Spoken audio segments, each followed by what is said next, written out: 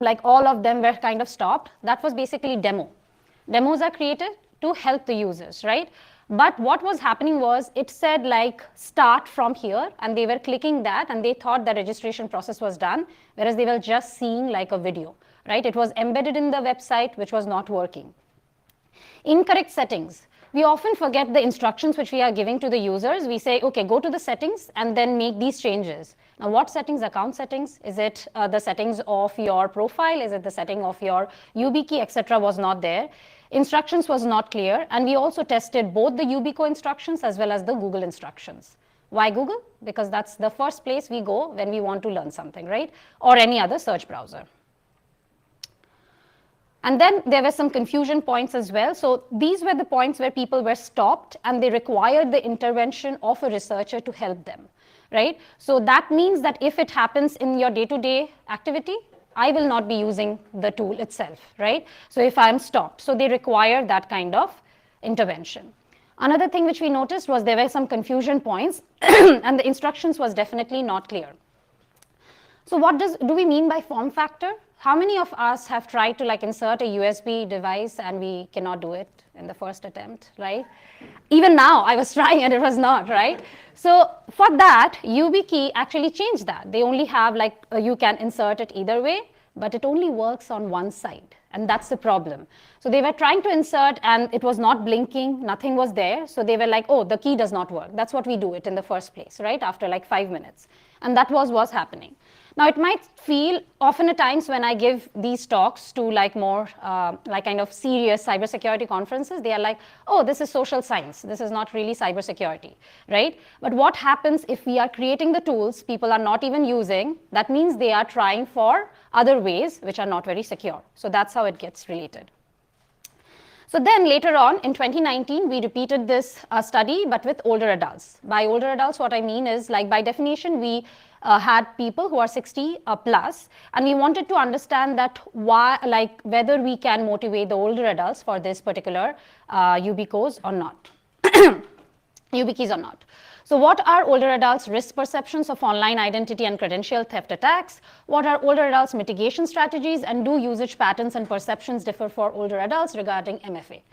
So this study came from the fact that I am unofficial IT support from my parents, and I don't want that to happen for everyone. So we wanted to make sure that that works. So we had 10 participants through snowball sampling. As we know earlier, snowball sampling is when you try to like approach people and through them you kind of recruit other people and snowball and such that. So like a snowball, it grows. So have a personal laptop, have email or social media accounts, similar protocol were there. Now the time here is extremely important. On an average, they took 52 minutes, like about an hour to register, only to register, not even use it. How many of us will give an hour and then still try to use it? I won't be able to, right? And these were people who teach computer science, okay, who have been there, who have been the early adopters of internet and so on, and even they took about an hour. So what were the issues? Device and browser incompatibility. So now Yubico has created several keys which are compatible with several devices, several browsers as well. But initially they created, which was not very compatible, they were not really communicating why they need it and so on. Outdated instructions, right? We always know about legacy code issues. What happens when there are outdated instructions? People really cannot use it. And even we could not register. We had to actually tell them that you need to update your instructions, and then the study continued. Privacy and security trade-off, that is something which we all talk about in the user-centered security, that how they trade off so that to get into usability aspect. And risk and benefit communication is not there. Why do I need MFA? I don't have anything to protect, right? These are the people who have money. Okay, I was a student, I did not, so of course my account needs to be protected, but these are the people who are getting scammed through these aspects. And form factor was another issue, because a lot of the older adults were using Apple products, and the key which was compatible with it is even less than 1 penny, 1 cent, right? So people were losing it all the time, right? So even the key which they had used in the instant, they kind of lost it. And that was at that point of time more than about 50 bucks, right? 50 USDs. So that means they were losing it not due to any other issue. Another thing we are not noticing is the visual impairment. So these were people who had some visual impairment. For them to kind of notice, okay, where is the port and kind of use it, that was difficult as well. And fine motor skills, they were unable to even insert in some aspects because they were having some motor skill issues. So after learning all of this, I was like, now I have my own lab. Now I want to be a little bit more creative. So my future directions, and this is directly taken from my defense, I wanted to understand the risk profiles based on the strategy, and that's how I developed my final, and then do the usability, but also have diverse population and varied. And that's how the study came, evaluating the usability of multi-factor authentication security keys for athletes, right? Why athletes is something which I will be talking about. So these are my students who worked in this project. So before I start with that, I wanted to discuss about TBI, or traumatic brain injury. It is an injury that affects how the brain works. It is a major cause of death and disability in the United States. Anyone can experience a TBI, but data suggests that some groups are at greater risk for getting TBI or having worse health outcomes after the injury. And that happens a lot with athletes, right? Excuse me. Many wrestlers, they have, we call like in the ears, you can see that it's broken, it's kind of rejoined and all of that. That's also called the wrestler's ears. And all of that actually creates a TBI, which studies and CDC particularly has shown. Little to no research evaluates secure authentication decision-making for individuals with TBI or other transient or permanent cognitive impairments. Even with like usual studies, we only saw that 9.1% looked into it. So I found no studies which were looking into it, which as somebody who is trying to apply for grants was like, yay, there is something which I can be able to do. But I will be discussing about that in a minute, what happened. So thereafter, we are looking into blood biomarkers. Why blood biomarkers? Because it is a biological formula found in blood, other blood fluids or tissues that is a sign of a normal or abnormal process or of a condition or disease. A biomarker may be used to see how well the body responds to a treatment or disease. Now, the National Cancer Institute and other studies do not say that it directly shows TBI. However, blood biomarkers are currently under investigation and as potential predictors of TBI-related long-term brain health as well. So if you are not even self-reporting, and sometimes they are not diagnosed, this is a good indicator to understand what's going on. So again, so particularly we were, one potential promising biomarker is the brain-derived neurotrophic factor, which has been shown to have beneficial impacts, and that is something which we are going to analyze. Of course, you can ask that I am not a medical professional, but I am collaborating with people who actually work on this on day-to-day basis. And a blood biomarker is up to, if we want to go for like a good one, is up to $10,000. So that is why this is still something which I want to achieve. So importantly, BDNF, which I discussed, levels relate to cognitive performance. So we can actually show the correlation, if at all there is a correlation in these aspects. So what we proposed conducting multiple user studies of ubiquitosecurity key with individuals who have suffered mild or severe TBIs, not just by self-reporting, but actually there is a mechanism to know. But now see what's happening. Still under IRB approval after 2 years. Right? Why? We are taking blood from the people. So those who don't know, IRB are the ethical review boards, and they have several levels of aspects. One is exempt, which is usually how my studies go through. Easier one, you get exempt in a month or something, depending on the institution. Then there is expedited, and there is full board. So it's going through full board and all of the other details. Moreover, if I'm trying to apply for a grant, again, this is $10,000 for one particular machine, right? I need multiple of them. And if I try to do that, they need initial work, and there is no initial work which I can show. So I was like, okay, let me use my own funds which I have and do this pilot study. But then also there is some IRB requirements. So in this particular study, I have not done the TBI analysis, but that is something which is going on right now. So what we did, we had 10 participants through snowball sampling again, 5 athletes, 5 non-athletes, and 3 TBI diagnosed, right? So others can have, but it is not diagnosed. Again, the same thing. The phase 1 here, I changed a little bit. I actually asked about their password habits because that's how it is coming, right? So that you cannot memorize, and that's why we are going for passwordless. And the great thing is yesterday we did talk about passwordless authentication, so that I don't have to explain. But we used Microsoft as well, and we discussed several issues with Microsoft, right? One of them is basically it is not passwordless if you are requiring to authenticate it with their own app, which is Authy in this case. Another problem with this passwordless authentication is if your organization is not allowing, for us it is not allowing, in that case you cannot usually have security keys. So we had to create like spam accounts in that case. So, and then we did a day-to-day longitudinal usage study for 3 months as well. So let's discuss about the time in the next slides. So first thing is weak password length as good as 1234. These are students, right? Literally somebody is still using 1234 as their password, even after all these years of password research, right? People are sharing passwords. That is like in between couples, if people have not gone through their phase, but sharing Facebook credentials with my partner to gain trust and all of that is still happening, but in different aspects. Easy to guess passwords like we learned about August 2018. That's definitely the team they play for, their favorite team, which is available easily. Dictionary attacks are pretty common. And they, apart from their university account, which really made it mandatory, they are not using 2FA for anything. And thanks to some people, like for example in Twitter, they are actually discouraging people to use 2FA with their recent changes. But anyways, I have my personal opinions about it. So what happened?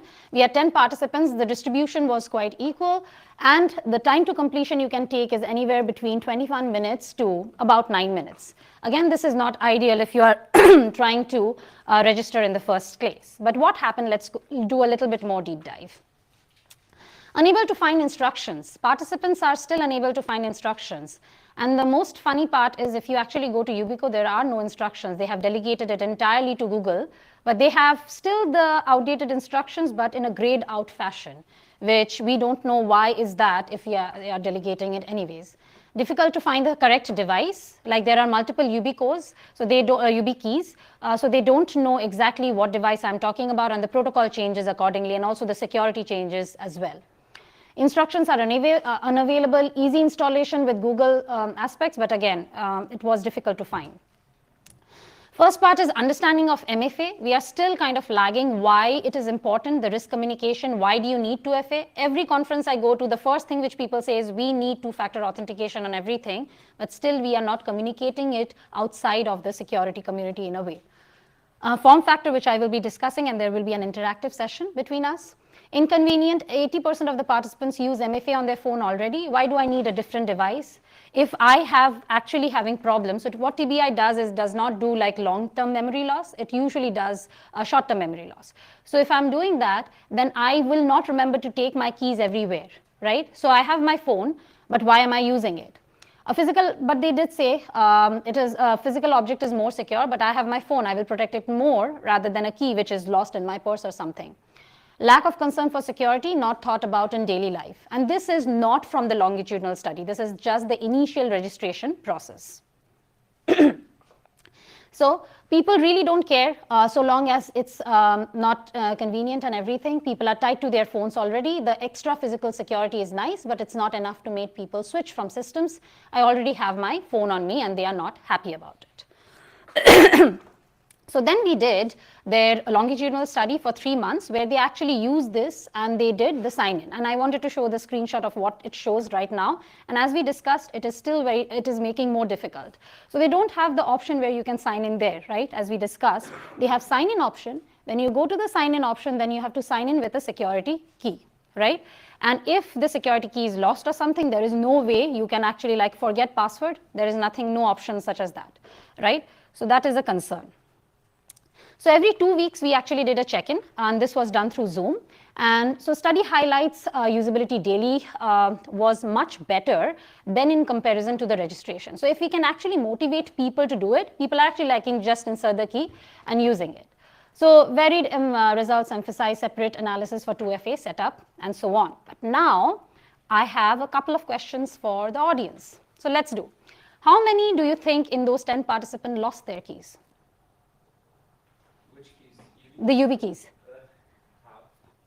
Sorry, half? No, actually not half. 3 people lost, but the first person lost within 2 hours of the study. Okay, and this is like, it's an expensive key and they are seeing the utilization, but they lost it. Okay, how many shared their keys? Oh, no. 5, half, all of them. All of them shared their keys because they were, again, these are students, they are living in a dorm, etc. You can add at least 35 accounts. They're like, why don't I share? My friend will also use. This is you inspired me to use this key, right? So now I want my friends to use it as well, but not buy, share it, right? Where else did they use their keys though? I mean, Oh yeah, so then they became very curious. So that's an interesting question. They went to the Ubico, they saw how you can add that. So they were using it for their personal accounts as well, the YubiKey, which you can add. We just gave the keys to them. We were not following up on that. So yeah, that was really very interesting.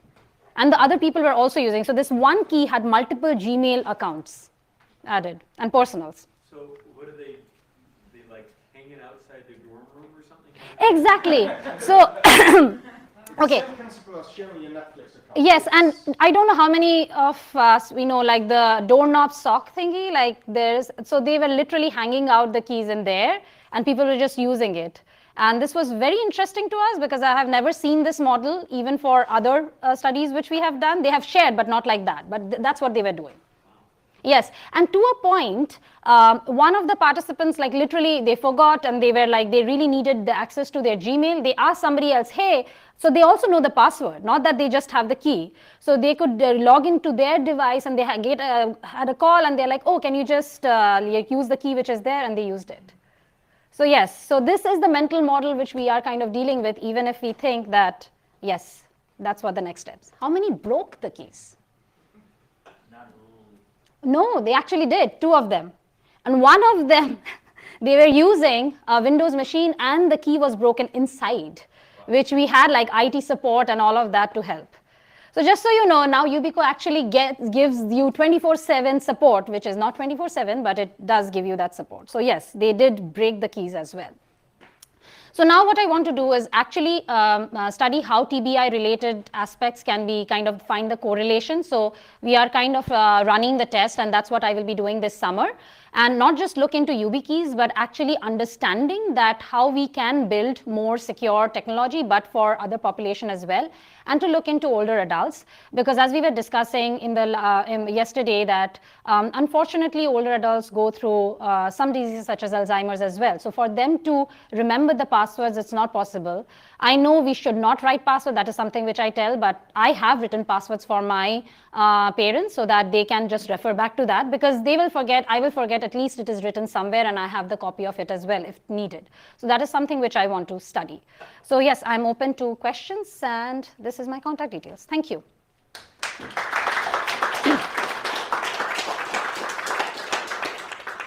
I see a bright future for Fido here. Absolutely. Questions? There must be questions. Yeah. Yes. When you were talking about password habits, did you also talk about biometrics like fingerprints? Did they use it? Yes. So that was very interesting, which we found out. Whenever we say that, are you using biometrics? They never, no, we are not using it. But everybody was using their fingerprint for their phone. So when we kind of probed into that, yes, that is biometric. Yes, that's just. So they don't even like, phone has been inbuilt into our system in such a way that when we were even using facial or something, we are not even recognizing that that is what we are. So that was very interesting too. Yeah.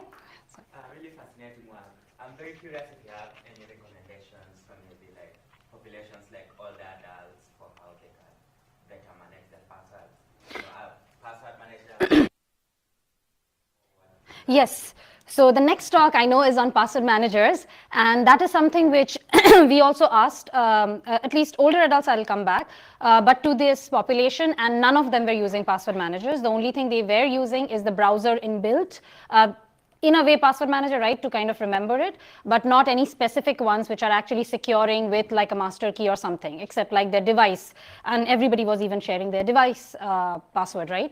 So for older adults, the another problem is, yes, password managers are helpful, they are secure or something, but then the thing is they have to learn every time we build another tool to it. And I'm not saying like, okay, 60 above means that person is old or something, but I'm also talking about people who are probably needing caregiving for their accounts and so on, right? So this is another concern which I am personally really looking into, like how this caregiving access control is also a concern. So if they are using this key, right, and they have lost it, even the caregiver cannot help.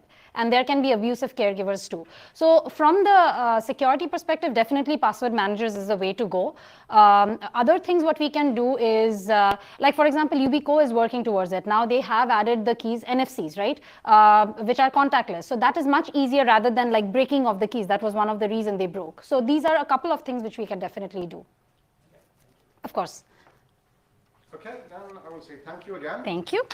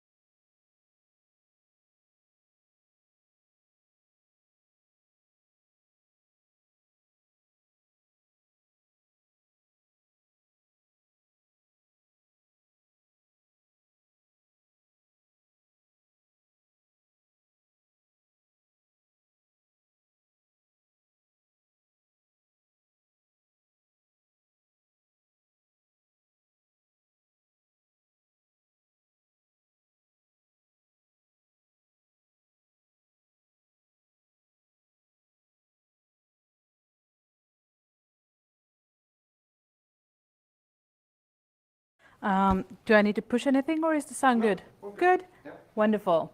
Password managers. I did the talk. That was nice.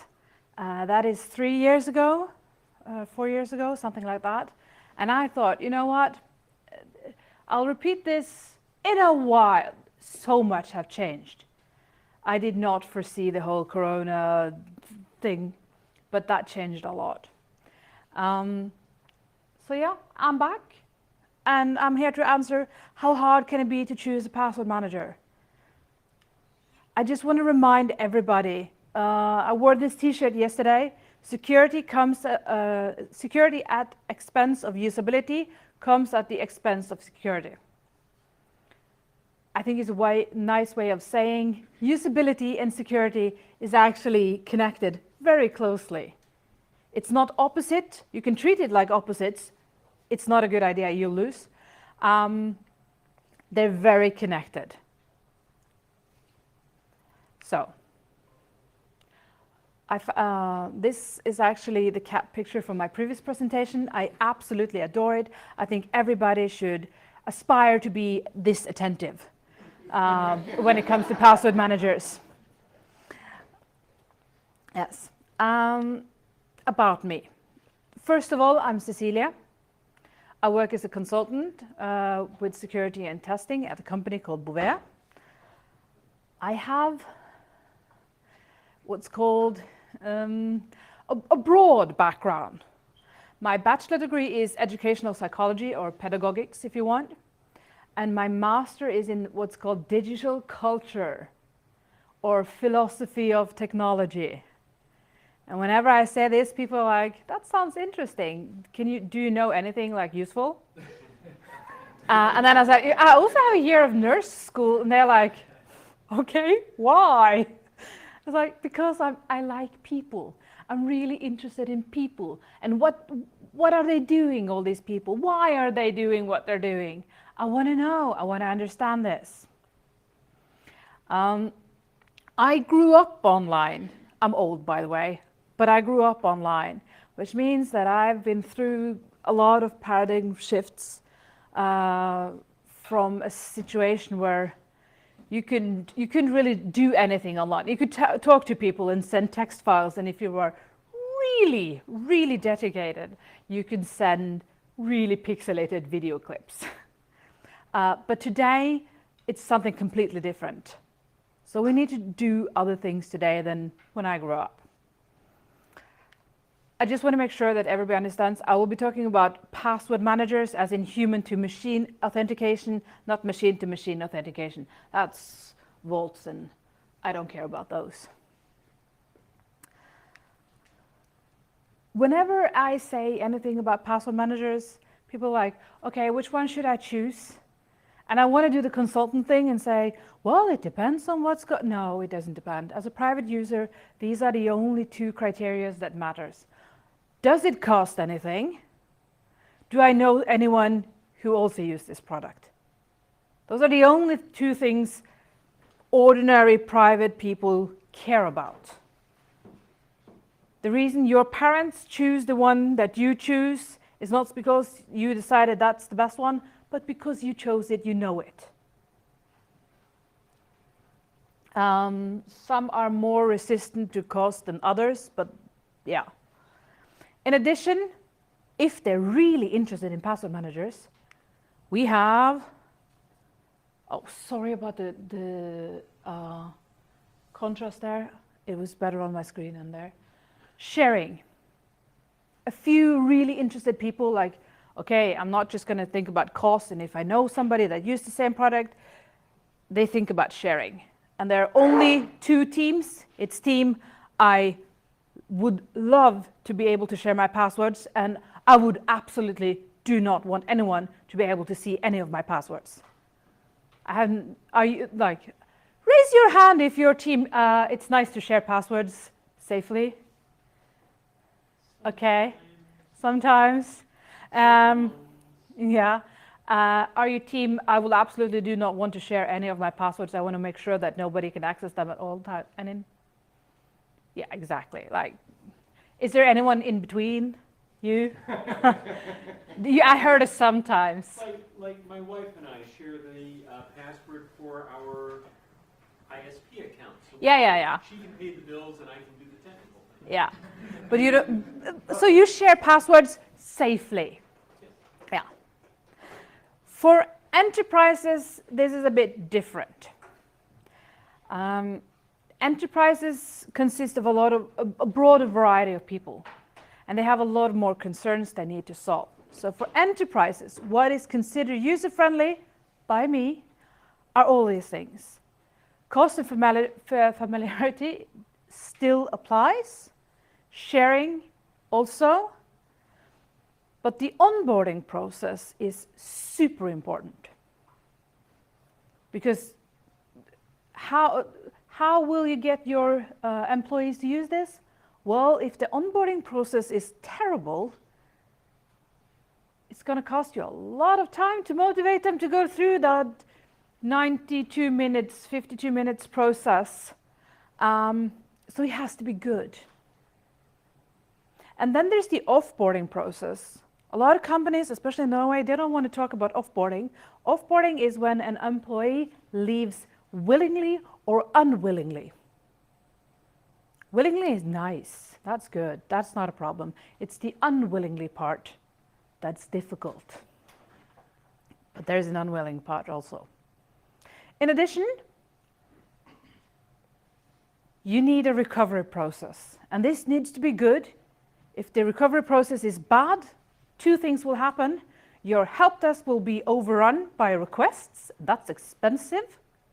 In addition, if the recovery process is bad, they will maybe start using the password manager once and never again. You'd think adding a password in a password manager in the right place is easy. I wish, really, I really wish that adding a password in the right place was given. It's not. Search. I'm old, so I know what an archive system looks like. There's a Princip, and I also know about Dewey. Young people do not know about Dewey. They Google everything. So if the search within the password manager is bad, whatever they can't find does not exist. Searching is super important. Platforms is no longer really a big question, but just make sure if you have like a weird platform, make sure that it's covered. And also, you need the password manager to be helpful in the right way. If it's too helpful, people get paranoid and uncomfortable. So like helpful, but not creepy. And the last thing that you need as a user-friendly criteria when you look into password managers are, can this password manager make good passwords? Again, I wish that was given, but it's not. So, yesterday we had a wonderful talk about universal design. And I so want us to be in the place now that I can say, you know what, these password managers are like 98% really good at universal design. And I looked into the criteria. We're not, unfortunately. The only password managers, and I'm going to name them because they did this, that actually talks about it, even mention it, is 1Password. Everybody else, I suspect both Dashlane and LastPass, at least at some point, do some universal design testing. There are room for improvements, and some of the password managers have big room for improvements. But yeah, and it's really annoying because I wanted this to be a good tool for people who need this tool. But it's not. But okay. Enterprises also need collective billing, provisioning, all of this, safe sharing in teams, yeah, monitoring of quality, making sure that people and the training that you do is improving and working, and so on. Local language matters a lot. Espen mentioned yesterday the local language thing. Yes, local language matters. Do not expect all your employees to be fluent or comfortable in English or whatever language. Laws and regulations, audits are very common, especially for big companies and enterprises. And for European companies, the GDPR and Schrems 2 means that no American providers. For tech companies, Key Vault and APIs, which is machine-to-machine authentication, matters. This is tech company specific. A lot of companies don't need this feature at all. What has really changed the latest 3-4 years is the question about single sign-on. That was not a question 3-4 years ago. That was only like, okay, do you integrate with AD? And it's like, yeah, we do. Good. done. But now it's like, no, is it single sign-on? And I need to talk about the single sign-on part before I can tell you about password managers, good and bad, and do the scoring. Because the current terrain, or at least until a year ago, terrain was like this. By the way, these are not AI-generated drawings. These are artisan handmade by me. So yeah, this is my user. It could be me, it could be you. We need to log on to a machine, typically your PC at work. You use a password for that, and then you are logged in, and then you use a new password to log into your password manager, your master password. And then from your password manager, you find passwords to use on whatever application.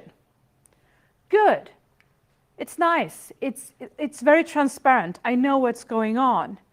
Unfortunately, what is also going on is we kind of end up in a catch-22 problem, because I need to log on to my computer and my password manager to get the passwords to log on to my computer and my password manager. Like, the password manager was supposed to solve this whole remembering the password problem. So what happens is you got shadow IT, here represented by a ghost. And then we got the devices.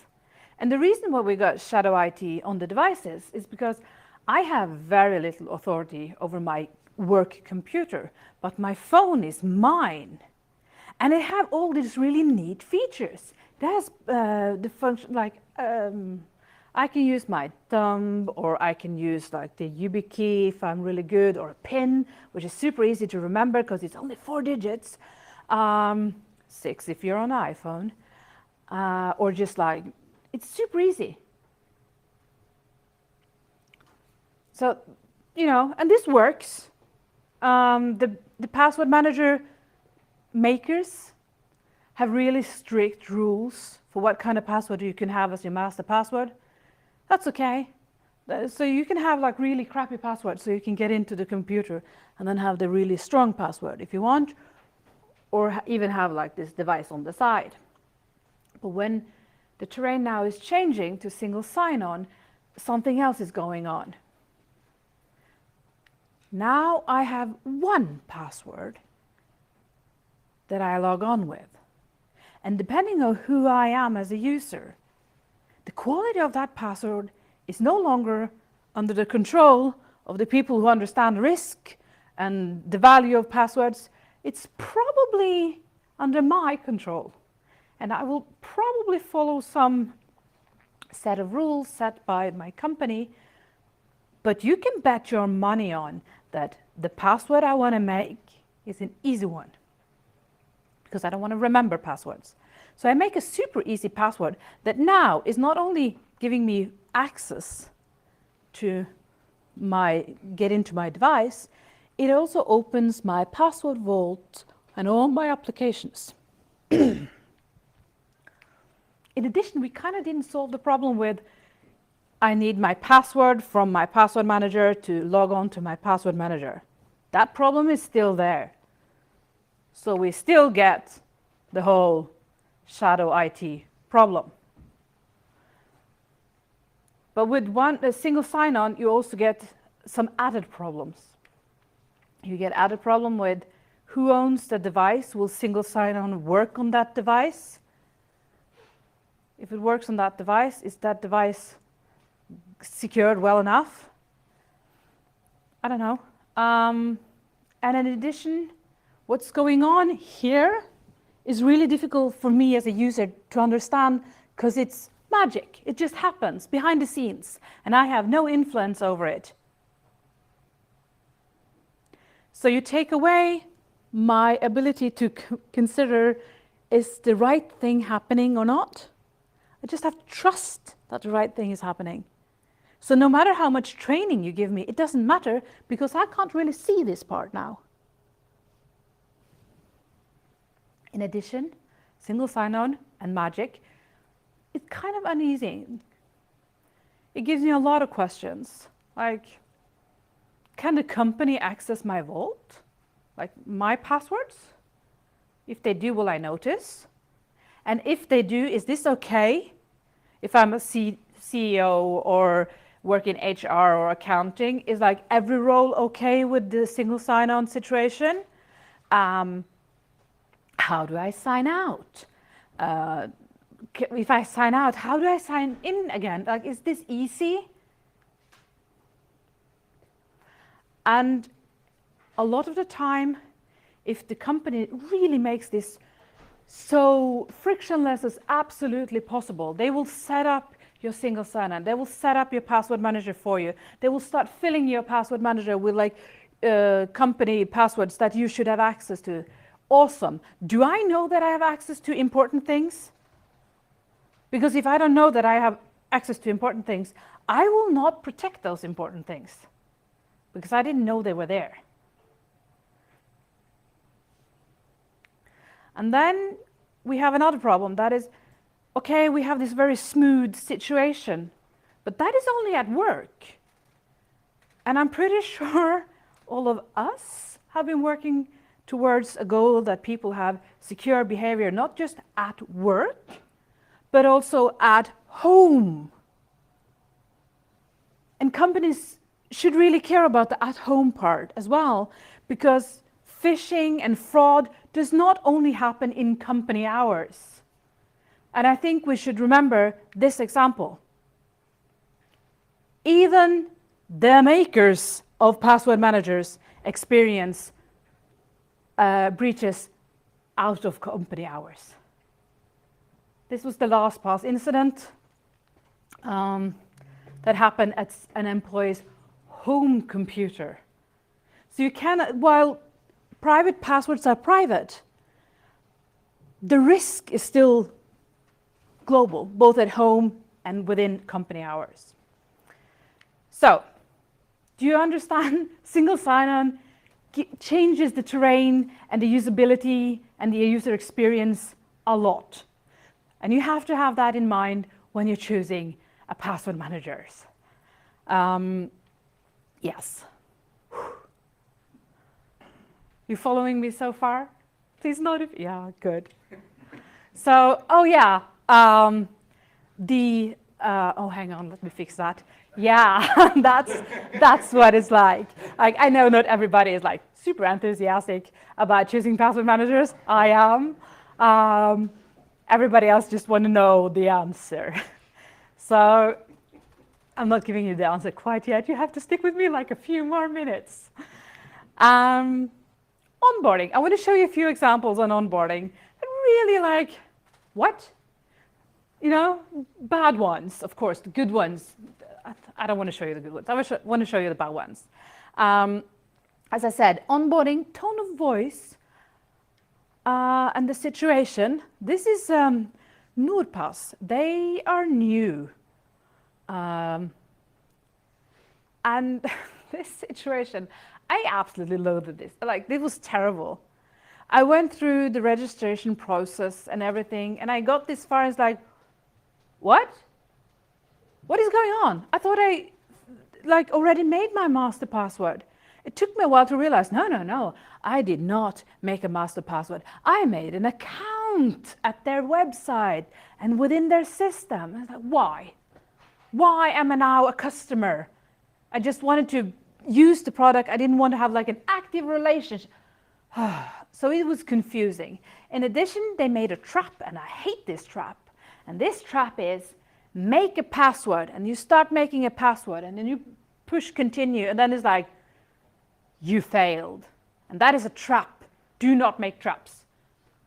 Make sure that when I make that password, I understand all the rules so I can actually succeed at this.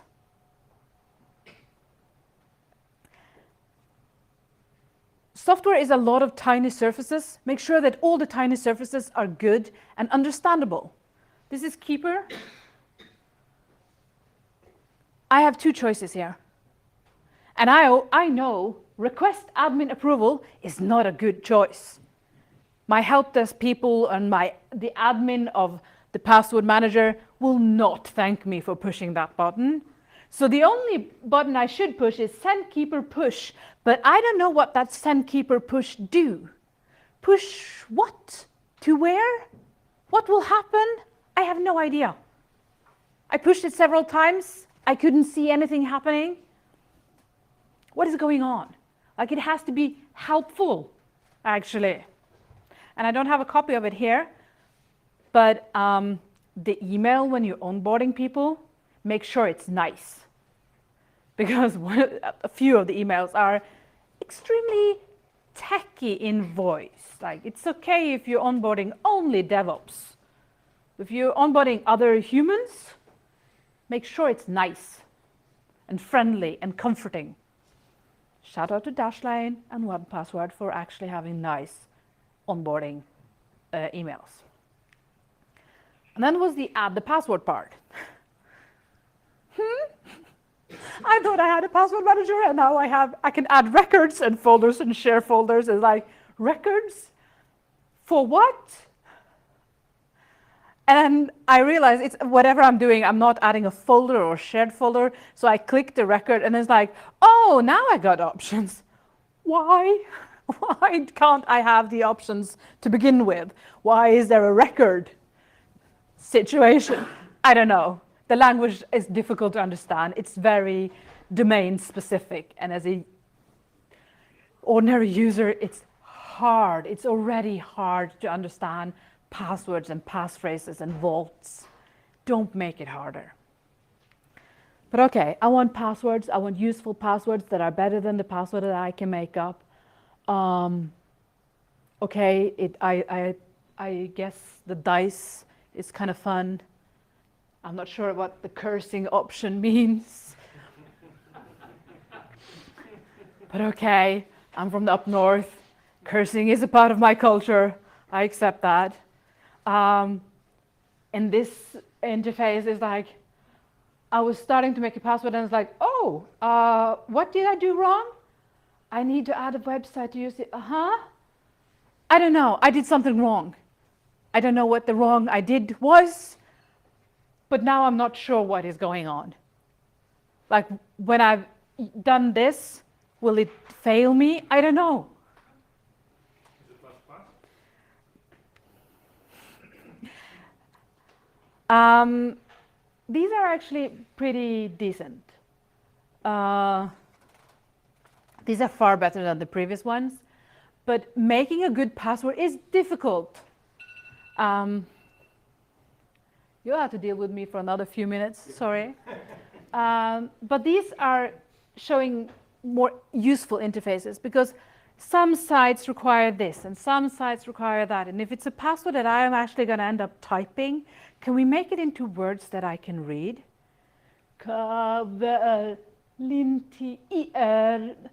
Never mind. Expert, Short, Premiere, LaTeX, or LaTeX, depending on what's your preference. I can read that because I can speak English. But it would be even nicer if it was in my local language. So yeah. Everybody cares about the price. Now, keychain is mentioned because you should not ignore what the user already have. Like, just allow it. Be nice. And perhaps in the future, they will see the benefit of choosing the option the company offers in addition. But, you know, respect that. In addition, KeyPass, that's your benchmark. When you're considering what am I paying for, use KeyPass. Here we are. This is the whole shebang. What should I choose? Well, it depends on where your tough spots are. Simple as that. This is my consideration. You are, of course, open to do your own. You can use the list of requirements that I have. But if you only want the answer, this is the answer. There you go. If you want to know why all of this, I would like to remind you that I am a consultant that also drink beers. So yes, thank you.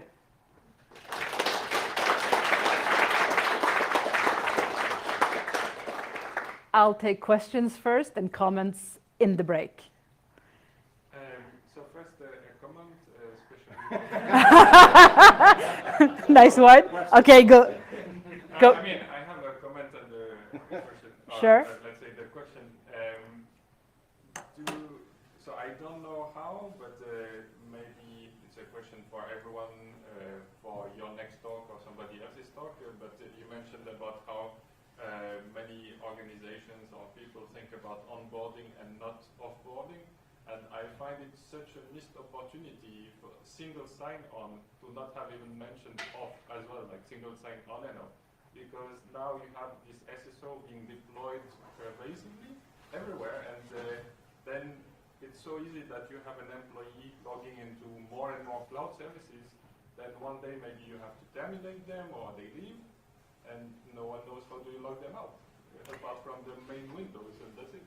Yeah, offboarding is a big deal, both from the other platforms, but if you decide that, well, okay, this person is, we have decided this person should leave and just pull the plug, you end up with a very uncomfortable situation, and that is that person may now not be able to access password they should be able to access, and they will probably make it known in the organization, and that will pull the rug underneath all efforts that you put into making people trust this process.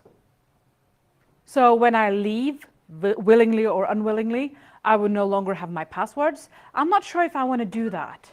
I will now have a predictable system and reuse passwords in my private sphere and only have work passwords in the password vault, the ones that you can keep. That is not a good situation to be in. Make sure the offboarding is good. Yes? And on the previous slide, the one with the what feature is where, there's first column, for example, some of them are good, some of them are okay. Which Yes. one is better? Thank you for the. I didn't realize that is a cultural interpretation. Good is good. Okay is like fine, whatever. Like it's possible. But good makes me feel good. And also in this table, do you know which one of them works with the offboarding correctly? Is Yes. there any one which does correct offboarding? So for example, if I leave the company, I still have my private ones? All the one that says yes has good offboarding. Yeah, Line. yeah. Why NordPass is not great if it gets most of the points? Sorry again. NordPass, it says not great, but then it gets yes and most of the points are okay, which is, so why not great? How did you calculate? It's Oh, I have not made a summary. sorry, Yeah, it's onboarding. it's the onboarding process. Yeah. Maybe you should add a summary because you, Maybe. But again, if you decide to go with North for whatever reason, make sure that you adapt the onboarding process. Like you can do, take action to improve the points. Yeah. More questions? Yeah, so you gave a talk a few years ago. What are the three most interesting changes? That is a very good question. I'm very happy you asked that because Bitwarden is one of the most interesting changes to this. Because Bitwarden, a few years ago, they were like at the same level as KeePass really, but they have really pulled it, an effort into this now. So yeah, that is one of the most interesting. The other most interesting thing that happened is that there's so many newcomers to the market now that wasn't there before. Nor is new. Soho, probably not new, but more visible.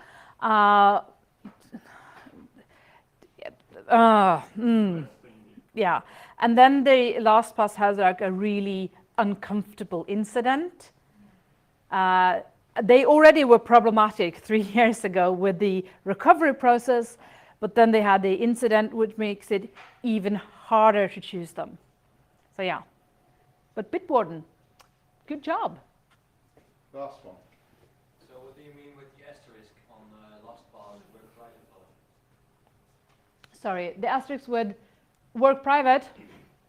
The asterisk is referring to the incident.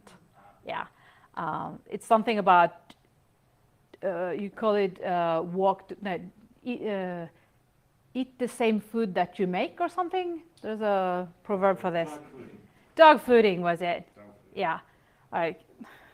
It's hard to trust a company that doesn't do the thing that they are selling you. Yes. Do you want to see passwordless password manager? I am very interested in how passwordless password managers, but I think the terrain will be. I can spend 5 minutes later today to show you. Yeah. Yeah. Passwordless password manager. That's interesting. Yeah. Okay, I'm calling it a break there. Break for 21 minutes before Dario will go on stage. There's more sugar, of course, but there's also fruit out there in the hallway. Maybe that will help on today too. Yeah. Thank you.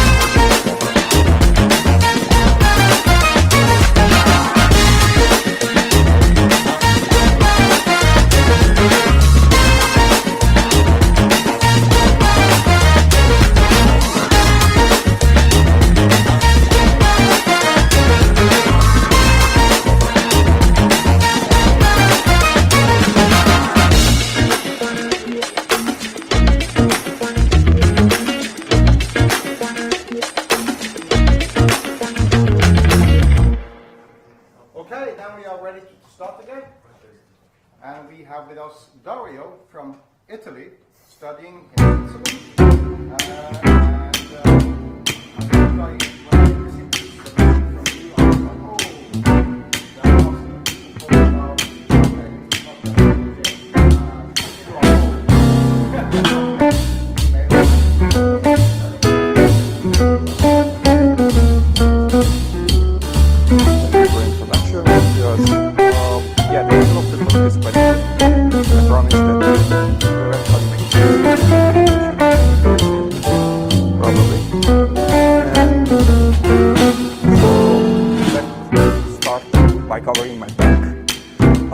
The project has been developed with applicability in mind, but is quite academic oriented. We are going to talk about exotic machine learning models and also about differential privacy.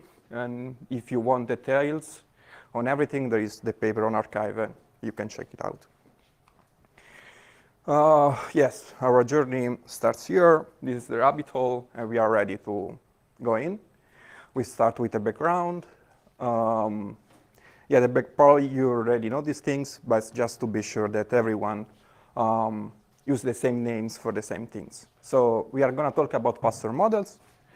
A password model is nothing more than a function that maps the password space, the key space, the set of possible passwords, to the set of natural numbers. More precisely, what it does is take all the passwords and gives an ordering to it. And if the password is on top, it means that the password is weak. If the password is at the end, it means the password is strong. And the rank of that password in this ordering is called the guess number. So how many guesses an attacker gonna take in order to guess that password. Password models are everywhere in password security, and those are the things that we use to understand the security of passwords. Every password guessing attack, also dictionary attack, is a password model. So you can use a password model to generate guesses and perform guessing attacks. You can use a password model for password strength estimation to create password meters. And then you can do whatever you want. Distribution-aware hash functions and encryption, everything is based on password models. Now, for the sake of the talk, I'm going to focus on password strength meters, but everything I'm going to say more or less apply on all the other fields. So a password model is a data-driven approach, meaning that we have a setup phase, an inference phase. In the setup phase, we teach to the model the meaning of weak passwords. And we do this by using a set of passwords, a sample from a password distribution that in 99% of the cases is just a leak of public passwords that we found on the internet. And we use these parameters, this data to find the right parameters for the model. That is usually a machine learning model, usually. Now, when the model is ready, we can apply it for our purposes. And the cool thing is that the password model should give you a meaningful stress estimation also for passwords that are not in the training data by interpolating on the data that the model observed during the training. But here there is a main problem, and the main problem is always the same. Different people choose different passwords. And a password model can fit just a password distribution at a time. That means that if we have a password model that has been trained on American passwords, and we try to estimate the strength of a French password, even if the password is trivial for a French person, the model is going to tell us that that password is quite strong.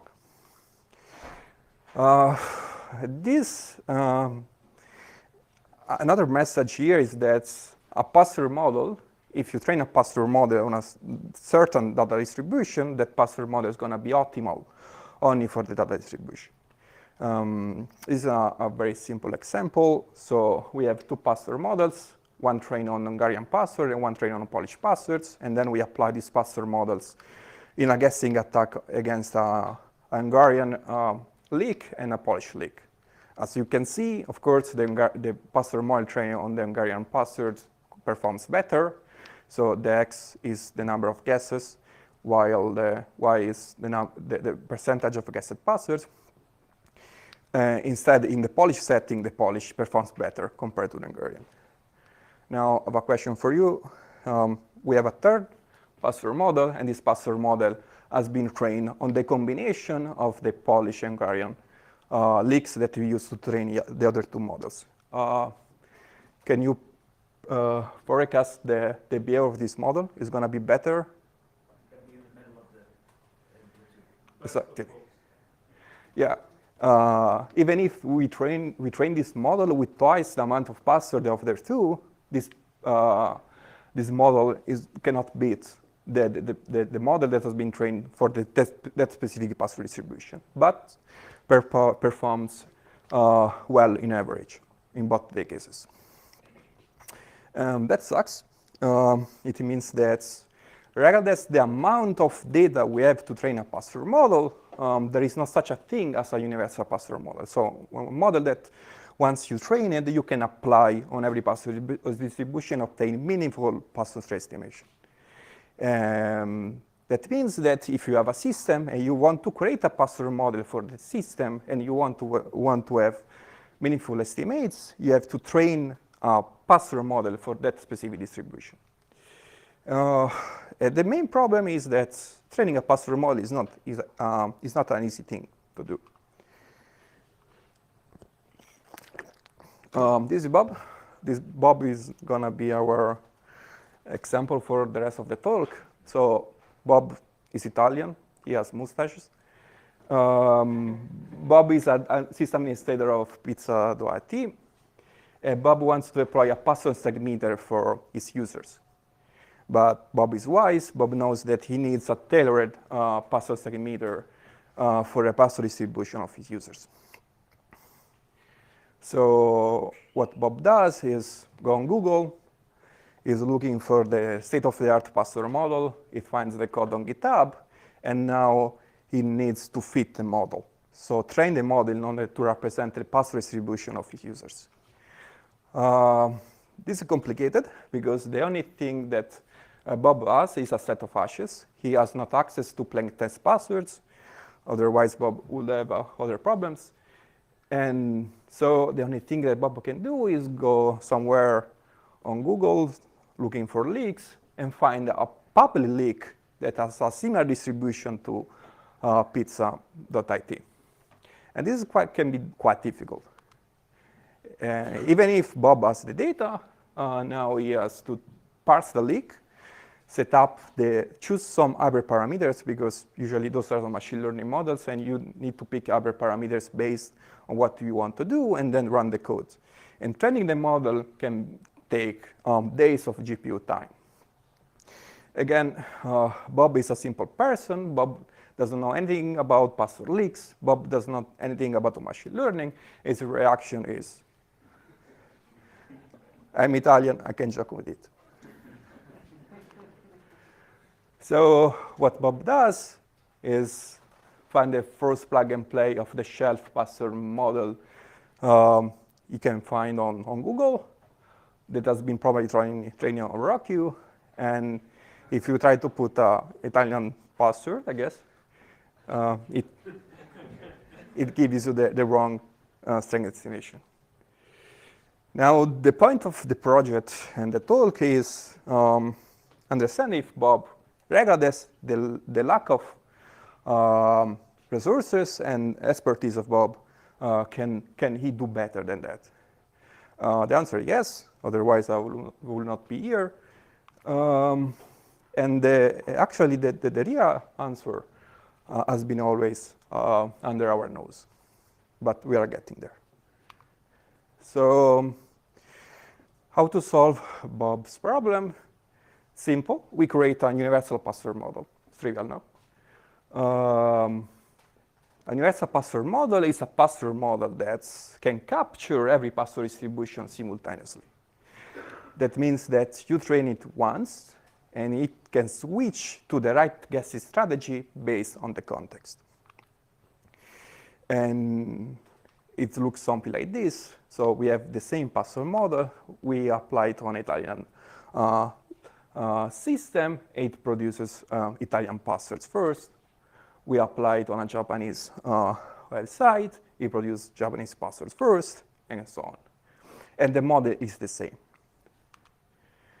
Now, I told you that a universal password model can decide the right guessing strategy based on the context, but the problem is, what I told you before, is that Bob has no access to plain text passwords. Bob does not know how his users' passwords look like. So the problem is how to define the context that the model can exploit in order to adapt. But we know that password and users' auxiliary information are correlated. And so if you are smart enough, you can exploit this correlation in order to understand the context. So given the auxiliary information, predict the underlying password distribution. So transmuting email addresses in password models. No? OK. And this brings us to the main character of the story, the universal neural cracking machine. It's just a cool name. Actually, I never use it to crack passwords. So yeah, it's just a password meter. But UNCM is a deep neural network composed by two components. The first component is called the configuration encoder, and then we have the real password model that is actually a conditional password model. And the idea is that the configuration encoder takes as inputs auxiliary information about the users of the system, of the target system, that in our implementation are just email addresses, and transform this information in something that we call the configuration seed. The configuration seed is just a vector, and this vector goes inside the password model. Now, the intuition is that this vector here represents a prior on the distribution of the unknown passwords that are associated to the users here. And the idea is that when we provide this configuration seed to the password model understands the context. So we are attacking these people here, and so on. It switches to the right guessing strategy.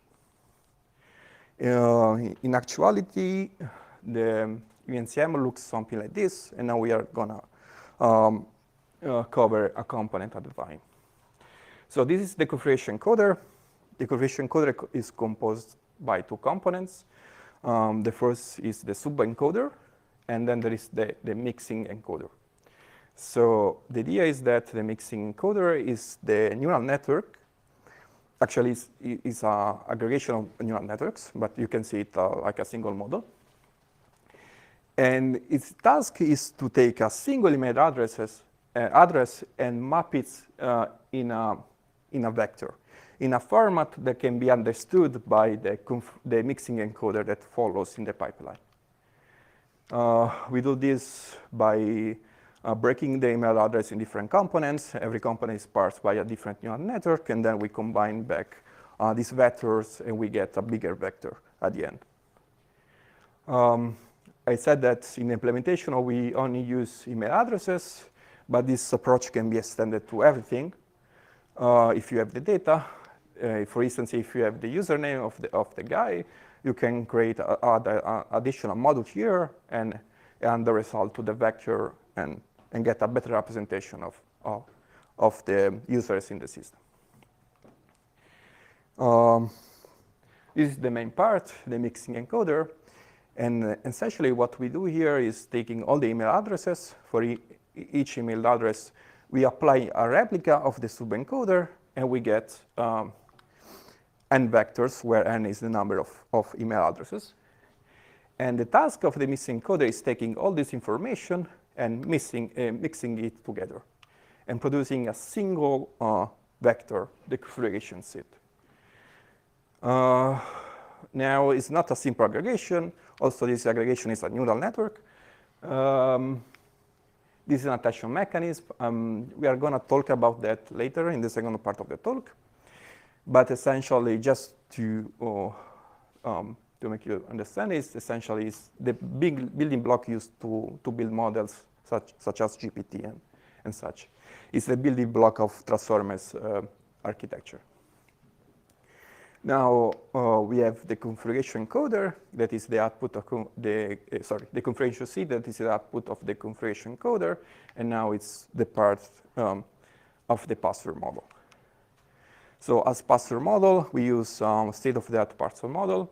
It's a probabilistic password model, meaning that it's a neural network that maps each password to a probability. And it's an autoregressive character level machine learning model, meaning that given the radix of the password, we train the model to predict the next character. And you can use this model to generate passwords, assign probability, and everything you need from a password model. Now, we modified the original model. Indeed, this is a conditional password model. And the only thing you need to understand here is essentially we adapt the model in order to receive additional input, that is the configuration seed. And the idea is that with this configuration seed, we are able to change the behavior of this neural network without retaining it. So without changing the parameter of the network, based on this input, we can manipulate as we want the output of this neural network. Now, how do we train this thing? As training set, we use the leak collection seed 0 day. It's a collection of more than 20,000 leaked web applications. Actually, it was quite dirty. We saved about 11,000, but still a lot of leaks. And essentially in the format email address and plaintext password. And it's composed by many small leaks. This is the distribution. And it also covers a quite broad geographic zone. So this is the top 25 top domains in the leak. So we have German, Korean, everything inside. Now, one thing that we understand is that usually a password model is trained at password level. It means that each iteration of training, what we do is sampling a password from the training set of a batch of non-correlated passwords and use it to change the parameters of the model. Now, IUCM does something different. Instead of using password level training, we do leak level training, meaning that each iteration we use our own leak as training instance. And the training process looks something like this. So we have a collection of leaks. At each iteration, we sample a leak. Again, we have email addresses and plaintext passwords. We take the emails, we put it in the configuration encoder that produces the configuration seed that goes inside the password model. And then we take the plaintext passwords and we train the password model to predict these passwords, meaning to assign high probability to those passwords. In this process, the encoder and the password model are jointly trained as a single neural network, meaning that we are forcing the encoder to retrieve information from the email addresses, condense them in the seed, and training at the same moment the model in order to exploit the information that the encoder has recovered. At the next round, we do the same thing. We take another leak. We challenge the encoder with new information. We generate a new seed, and the password model is trained to guess those passwords. Does it work? Yes. Now, with this technique, we take an Italian website. We give all the information to the configuration encoder.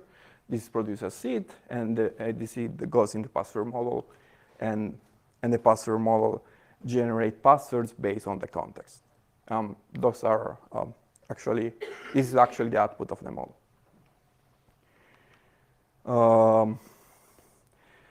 This is performance on guessing attacks. So those results are obtained averaging about 100 leaks. So those are the average of 100 guessing attacks on different 100 leaks. The green line is the UNCM, while the black line is the baseline. The baseline essentially is the same model, so the same password model we use for the UNCM, but it's trained in the standard way, meaning that we take all the leaks in the SIT 0 day, we combine them together, and we use it to train the model. And one important thing to understand is that essentially this model and the UNCM are equivalent in the sense that they have been trained on the same data set. The only main difference is that UCM can also access the email addresses. And the architecture of the password model is the same. The neural networks have the same parameters, the same number of parameters. As you can see, the UNCM performs better. This is a little bit clearer in the plot on my left. And this is the ratio between the password guessed by the UNCM and the password guessed by the baseline. And I can see for initial guesses, the UNCM guesses about 3.5 times more passwords. And those are the weak passwords. Because when you have a password meter, the only thing you care is about guessing the weak passwords. So this is an example of what the baseline model is missing. So those are different websites. And the first line is the guess number assigned to these passwords from the baseline, while the second is the UNCM. And if we are going back to the previous example, while the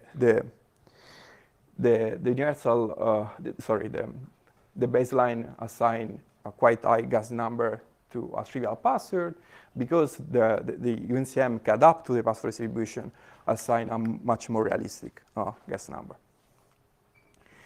However, for me, the cool part about this model is that it can perform at the same level, if not better, than password model that has been tailored for that specific password distribution. Here we have 3 examples. So we are attacking only Korean passwords, only Polish passwords, and only Taiwanese passwords. In the paper, we have more examples. Now, the green line is the UNCM, the black line is the baseline, what we have seen before, while the red one is is a tailored model for that distribution, meaning that we train a model, a positive for that distribution. So we start from seed 0 day, we filter all the Korean leaks, and we train the model only on those leaks. And as you can see, even if that model has been carefully trained for the distribution on which we are testing the models, the UNSM is able to get the same results, plus it achieves better results at the end of the attack. And this gap gets wider as the Taylor training set shrinks, meaning that if you have no data to train the Taylor password model, the advantage you get using the universal real-time machine will be always greater. Now we are back to Bob. We have a solution for Bob now, because the only thing that Bob needs to do is download the pre-trained configuration coder and password model. These are already trained. He gets the email addresses. It uses them as input for the configuration coder. He gets the seed and combine the seed with the password model. And now the only thing he needs to do is send the password model plus the seed to the client side as password meter. So essentially what Bob did is create a tailored password model for his system without training and without data collection. Again, without any kind of expertise, Bob has been able to achieve a state-of-the-art result. However, it's not so easy. There is something that's lurking behind Bob. So there is a problem here, and the problem is that this seed here is a function of this information here. And this information is private, right? I mean, there are information from the user of the system. And even if the configuration seed is a stream compressed version of information here, we may have an attacker that accessing the seed can tell information about the users, and we don't want that. And so we have developed something that we call private UNCM. Sorry about that. I need to talk about differential privacy, but I'll be gentle. So let's assume we have a magic blender, okay? This magic blender has this property. You have a batch of apple, pears, and bananas, and in other universe, you have just pears and bananas. Now, the property of this blender is that if you use those two inputs, you get two smoothies that are indistinguishable. In the sense, if you taste this smoothie here, you cannot tell that the apple is not there. Now, in computer science, we don't call it magic anymore. We call it differential privacy. And we say that a blender is epsilon differentially private if, again, if you have two smoothies that differ from a single fruit, you cannot tell that fruit is missing. Now, maybe it's hard to follow, but this property implies that and for a small enough epsilon, if someone tastes your smoothie, this someone cannot tell any of the individual ingredients in the smoothie. And this is what we want for our seed. So forget about fruits, put email addresses. What we need is a blender that takes as input email addresses and produce two configuration seeds for which an attacker cannot tell which of the email addresses has been used to compute the seed. Actually, it was quite easy.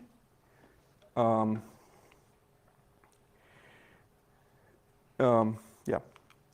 So in our setting, the blender is the mixing encoder, because those vectors are the output of the are a function of the email addresses. So the only thing we care is about this mixing encoder, and actually making the mixing encoder differentially private is quite easy. This is what normal attention mechanism looks like. The only thing we need to do is, apply a few tweaks. So we need to clip the output. So the first thing we need to do is, let me start again. In attention mechanism, we have two parts. The first part is the one that computes the attention scores. And those scores are the scores that we assign to each input, and we compute a certain kind of weighted average. And these weights are a function of two things: a query vector, that in our case is not really important, and the values vectors, where each value is an email address. And this part here is assumed to give an important score to each email address. Now we apply these weights to a projection of the values. So again, those are email addresses. We project them using another neural network, and then we apply the weights. And then we perform the sum, so getting a weighted average. Now, the problem with that is that if you want to achieve differential privacy, you need to do two things, mainly. The one is clip the value of inputs in order to impose a certain sensitivity, and then apply some kind of noise. Now, what we need to do here is compute the weights, but instead of using a softmax function, as before, we need to use a segment function in order to remove any correlation between the inputs and then get the weights. Once we have the weights, those are not correlated, so we can apply these weights to the output of the neural network and then apply a clipping function, so constrain the L2 norm of these vectors. Once we have these vectors, we can sum them and then add some kind of noise. This noise is proportional to the sensitivity that we chose with the clipping function, and another other parameter z that defines the amount of noise we are gonna put. And of course, more noise you put, more privacy you get. Those are the results. So of course, if you use differential privacy, you are gonna lose utility, because what we are doing essentially is destroying information. So the green line is the UNCM, while the blue line is the private version, the one with the private configuration seeds. And as you can see, there is a utility loss, but it's quite limited. And still, we have an improvement over the baseline. Now, talking about privacy, is a little bit complicated, but the idea is that the level of privacy we get in this setting is a function of the size of the database. So that means the more user we have, the higher level of privacy we get. And on average, on our test set, we get about 0.7 epsilon. That is quite good, because essentially any value below 1.1 of epsilon it provides quite strong privacy guarantees. This is cool because it means that we can extend this framework to work on more and more sensitive data if we want, this without threatening user privacy. So if we have more data, we can just add additional modules to parse this data and get better representation of the users, and so probably get better prior over the password distribution. So what we have learned, you can create universal password models. It's a little bit complicated, but the idea is just that you have a password model that it can adapt to the context, and then it's on you how to define the context.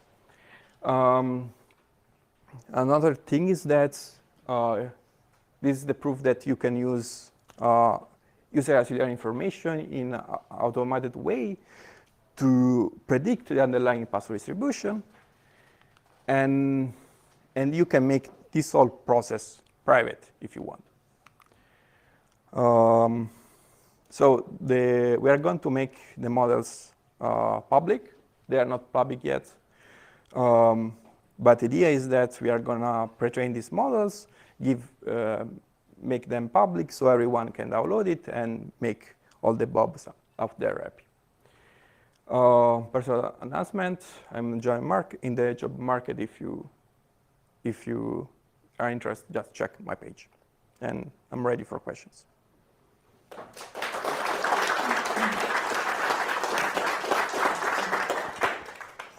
And that's not a phishing test.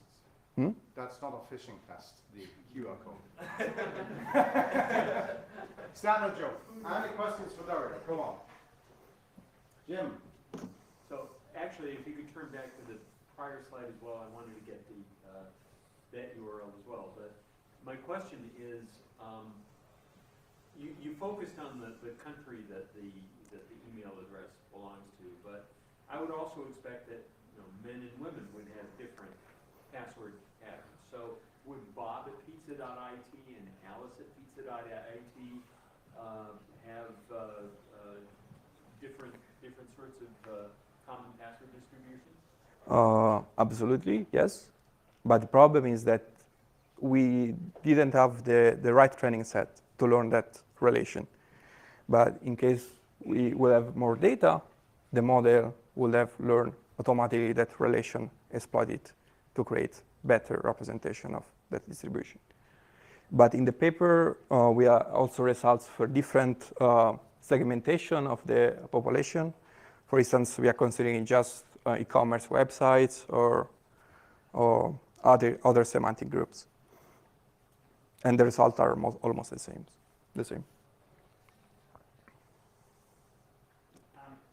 You were showing at one point comparisons between UNCM tailored models, which I understood in baseline.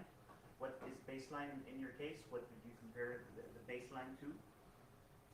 It was early, I think. So, the question is, what's the baseline? So okay. when you compared the tailored model, I understand you compared to a password model trained on region-specific data, like Japan or Italy or France. What is the baseline model? Yeah, as I said, baseline model is, we can see it like an approximation of the universal password distribution, in the sense you get all the distributions you have, you put them together, and then you train the model to try to approximate that distribution. So it's all the passwords put together and yeah, ideally, yeah. This is the best model that you can have if you don't want to have a tailored model. And the subsequent question, how does it perform against new TLDs? 3 days ago or 5 days ago, there's a .dat, so for all the fathers, they can get their own .dat domain name. How does it perform against unknown parts? What do you mean? So, for example, Octav at opaski.dat. So you get the male-female distribution involvement, right? We need a mom. I think the mom is already. Yeah, but yeah, if the email address is not informative. The default state of the model when it doesn't understand parts of. Yeah, that's a good question. I don't have the plot here, but essentially when the model cannot extract information from the email addresses, it behaves like the baseline model. So essentially the curve are the same. So regarding the input you gave from user data, like is there like a minimum of data you have to put in to like get kind of good results out of it? Actually, for example, if you create a new web page, at the end you don't have users at the beginning, right? So at which point can you benefit from the users to Yeah, we didn't test that, but the password distribution is quite, so there are many small leaks in order of 100, and the model seems to perform well, but if we want results, I don't have anything to show you. But the idea is that the configuration seed can be updated. So you create the first one, and then maybe when you have the users, you perform the processing step, you get a new seed, and you get a new password model. And you can also adapt it, I mean, for no reason. Like if you add new users, you can just sample another seed and get fresh seeds, better models in theory. Okay, so for example, if users do not want to state their real identity, their real email addresses, and they enter fake details, then how would this model perform or get biased by that? Good question. Yeah, I don't know. In a sense, actually, I was thinking about an attack where an attacker could generate fake email addresses in order to bias the meter, in order to do something. But yes, if you're performing a kind of poisoning attack against the meter, yeah, we don't have a defense for that right now, also because it's not in our threat model. And the easy answer, Dario, is that's against the terms and conditions, so you can't do that. More questions? Can you go back to the slide where you compare the baseline performance with the model? Sorry, animations.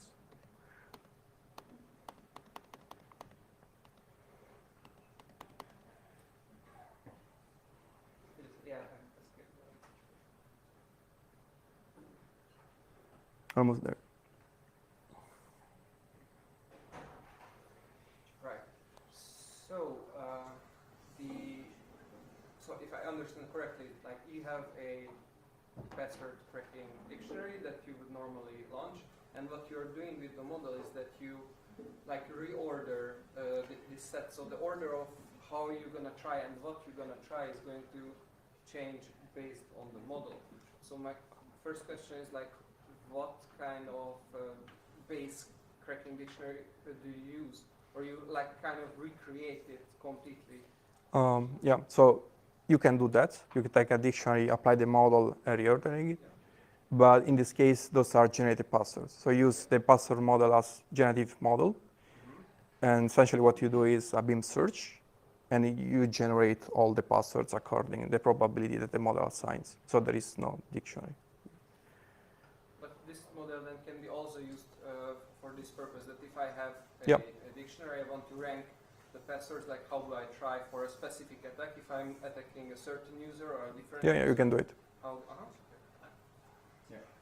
I'm gonna call it an end there, and we'll do 16, 17 minutes break.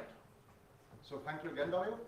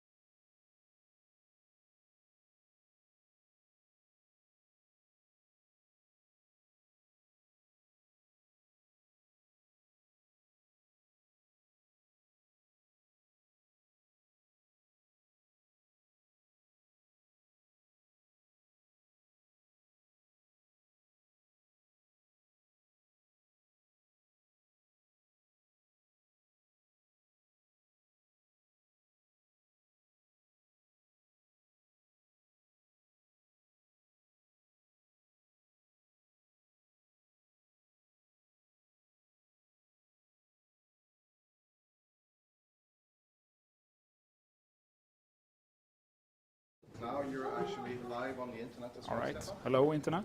Hello, internet. All right. Almost good, right? Okay. So we have Stefan from Sweden, from TrueSec. Everlasting topic as well. How do people create passwords? And Stefan is sort of on the opposite end, how to understand how people think so we can crack their passwords. Hit it. All right. Thank you very much for having me here. It's my first time at PasswordsCon. I've looked at a lot of videos. And I think it's going to be fun. I'm going to talk a little bit about password culture and how I have used this in my work to improve dictionary attacks. So first of all, I'm just going to make a disclaimer. This is a fixed point in time, right? What we're going to talk about now is like now and happening in this time. So 10 years from now, if you go back at this recording, if you can ever find it in 10 years, maybe my findings or my statements will not hold. We will see. Hopefully not, right? If people will have much better passwordless biometric brain scans or something to log in. About me, my name is Dr. Stefan Iverson. I work as I think it says on my card, it says like security software specialists. It's kind of like a very general term for being a specialist. I work at TrueSec and I work at the Malmö office in Sweden. I do have an academic background, but it's in a totally different field. So I have a fancy thesis. You can find it somewhere and you can read it. And you can ask questions, like send me emails or questions about that later on if you want to. Also, I'm almost wearing the same thing as you here, but the suit is, guess it's my talk suit or outfit. So a little bit about TrueSec, because they were very gracious enough to send me here. We are a company that do cybersecurity on a broad scale. We have a headquarters in Stockholm, and then we have satellite offices in most Scandinavian countries, except Norway, but we're looking at that at the moment. I like Norway, so why not?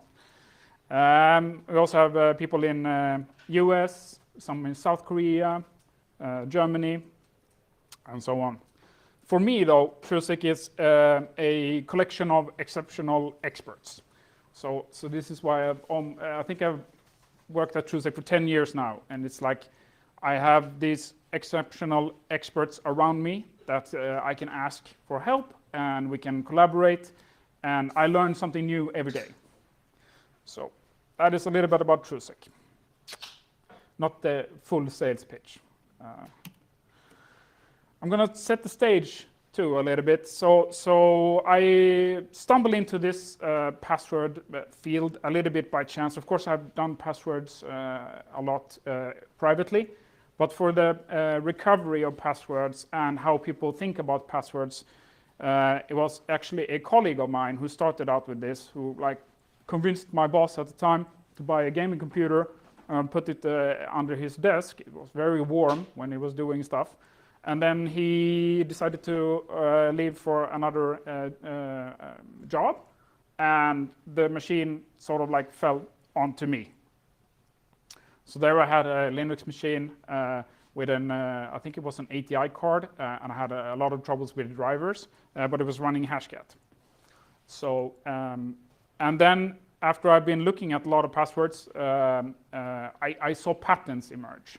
And then I became interested in these patterns, and maybe my academic background triggered, maybe I could figure out things, maybe I can use these patterns to improve the attacks, or their recovery, password recovery. I guess also intertwined, we talked about that yesterday too, password cracking and password recovery.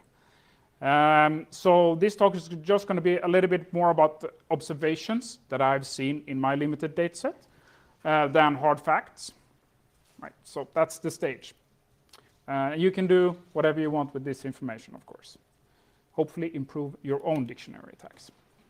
So the data sets mainly come from something that we sell as security health checks. So these are similar to what we talked about yesterday. Somebody want to measure the password strength within the company. But instead of having a product, we have me. And so my consultants, they go out and they grab collections of hashes, and then they send them to me, and then I try to recover as much passwords as possible.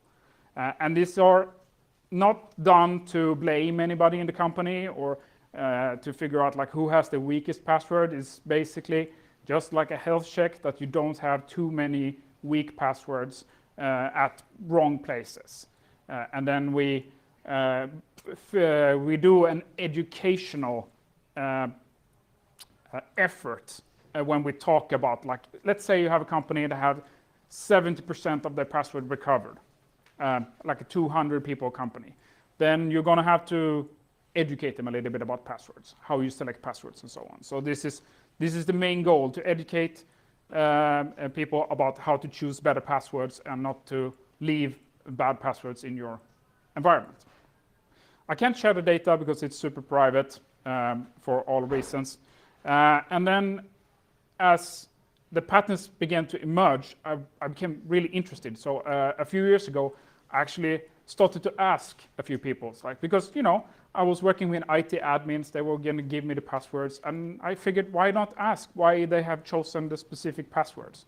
So I pestered a few individuals over the years about their passwords, because obviously I had recovered it, and I tried to make it in a non-confrontational discussion about the password they have chosen, and then also took some notes, anonymous notes. So this is where these observations also comes from. So the hashes that we recover are usually NTLM hashes from Azure Active Directory. Sometimes there are Kerberos tickets that we catch on the fly when we do pen tests. There are some Unix machines with different types of hashes, the good and the bad ones. And then some mainframes, because always good to do some mainframe stuff. And let's say like maybe like half a decade ago, it was also kind of common to find a lot of web shells. And these web shells were protected by sometimes weak hashes, sometimes like less weak hashes. And then we helped them to try to recover these for forensics purposes, to figure out how actually the attacker was able to access, what they did with the web shell, and also this can be done to do a little bit of threat intelligence. So certain attackers have certain web shells, and then maybe we can reuse. They also, of course, like everybody, reuse passwords, right? So if we find the same web shell on different companies, we can probably track them using the hashes as well. So the password recovery is pretty much done on a gaming PC. We use Hashcat and John the Ripper. We don't have I haven't managed to convince the boss to buy a nice new graphics card. So we run this on 2 NVIDIA cards, basically. And then I added dictionaries over time. So I've done this for 7 years or so. So the dictionaries that I started with 7 years ago are not the same dictionaries that I normally run today, including my own improvements, of course. These are like the most common observed restrictions that I found in corporate environments. It's like minimum 8 characters, and then at least 1 capital letter, 1 numeral or a number, and 1 special characters. And this is basically the standard password restrictions. So this is what the persons that are going to have to select passwords are going to work against or within this key space. So capitalization, right? So this is usually taken care of when we run the recovery with permutation rules. The permutation rules will take the word list, and then we'll do some capitalization in certain places. And so we don't actually have to add this into dictionaries so much. So this italic here is like answers from people what I talked about, right? So names and locations are very common, of course, like your kid's name, your wife's name, or any kind of other name. And people answer, why do they do capitalization for names and locations? Because it's the way that we usually write names and locations with like a capital letter in the beginning. So then you will know that maybe if you should always try to have these things. And then if you want to add something, maybe you want to add it with capitalization if it's a name. There are also when you do like when you do programming and so on, you can have like certain words that are like concatenated together, but like they feel like, and then they can have like capitalization in the middle of the word, in the beginning of the word, and like at or other certain points. It's usually called camel or Pascal or snake case. And if you're testing a company that has a lot of developers, these types of constructed words are usually when you write functions or methods, and these trickle down into passwords as well. So if you want to test for developers, you can adhere to their kind of coding standard as well, which usually can be found on like intranets and home pages and so on. Special characters, right? So by far, like let's say like if we have a company of 1,000 employees and you get like you recovered 70% of the passwords, several hundreds of these passwords would have exclamation mark as the #1 special character. So you want to ask people why do they use this? And one reason is the location of the special character for exclamation mark. It's like pretty much the first special character on the keyboard, and it's also kind of independent on keyboard layout. So, and of course, the dataset again is a little bit limited to the companies that we have tested, right? It's mostly Scandinavian companies with some global subsidiaries, but it's also the questions, the answers are kind of like biased towards IT admins as well, which occasionally have to deal with different keyboard layouts. If you like don't pay attention when you install a Linux or something, you end up with a US keyboard layout. The second most common was a little bit surprising for me. It was the @ sign. So I thought that the question mark was the second one, most common one, but no, the @ sign apparently is the second most common one. When I asked people about this, it's like, it's very easy to use the @ sign. We know where it is, even though it's not in the same place in different keyboard layouts, but you write it often when you write emails, so you know how to produce the @ sign at ease. It also seems to be something that people think are replacement friendly, like so you want to replace one character in your password with something, it's very easy to replace it with an @ sign. It can also be used as a replacement for the actual word @ if you want to have like a phrase. So you add the @ there. And also when people are sharing passwords, it is apparently very easy to tell the other person that there's an @ sign in the password. I don't know why they said that, but you shouldn't share password, but it happens. All right, numbers was also part of the, so if people are allowed or like want to select more than one number, it is very common to select a sequence. And again, this is like also very easy to do on the keyboard to add a sequence to the numbers. And also there are other patterns that emerge, right?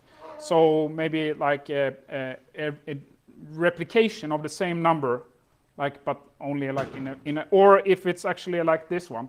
So it's like, and this can be used to make a verbal mnemonic, like so 2 2s, 3 3s, 4 4s, 5 5s, right? So then you can remember your password much easier.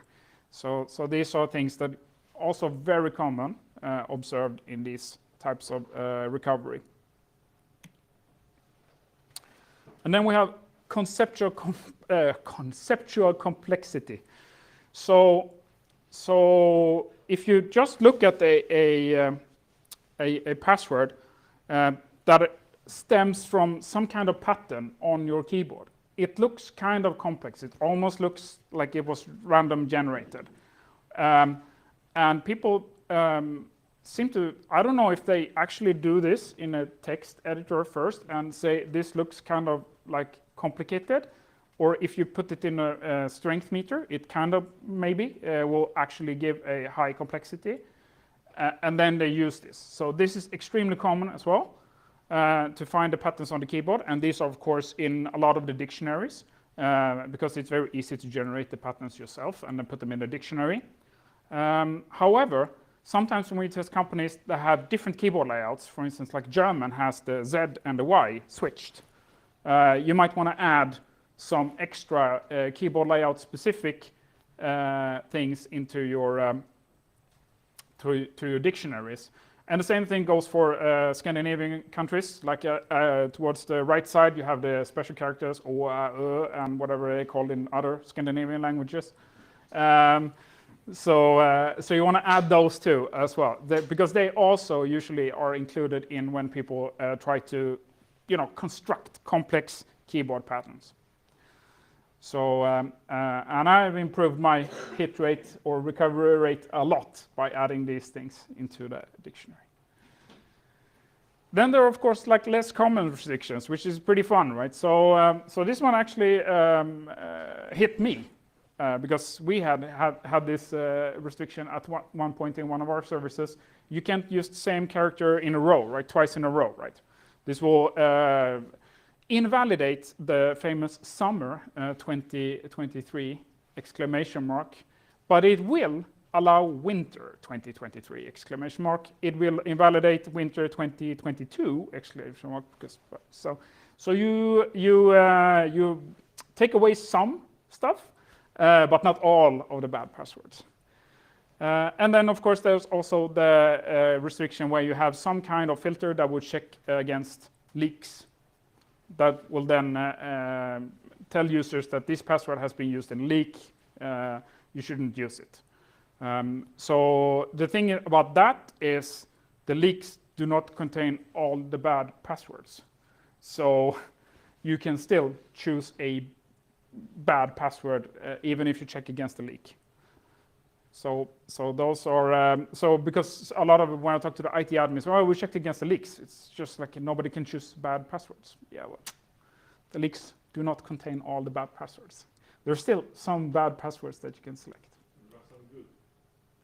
What? And there are some good passwords in the leaks. Yeah, of course.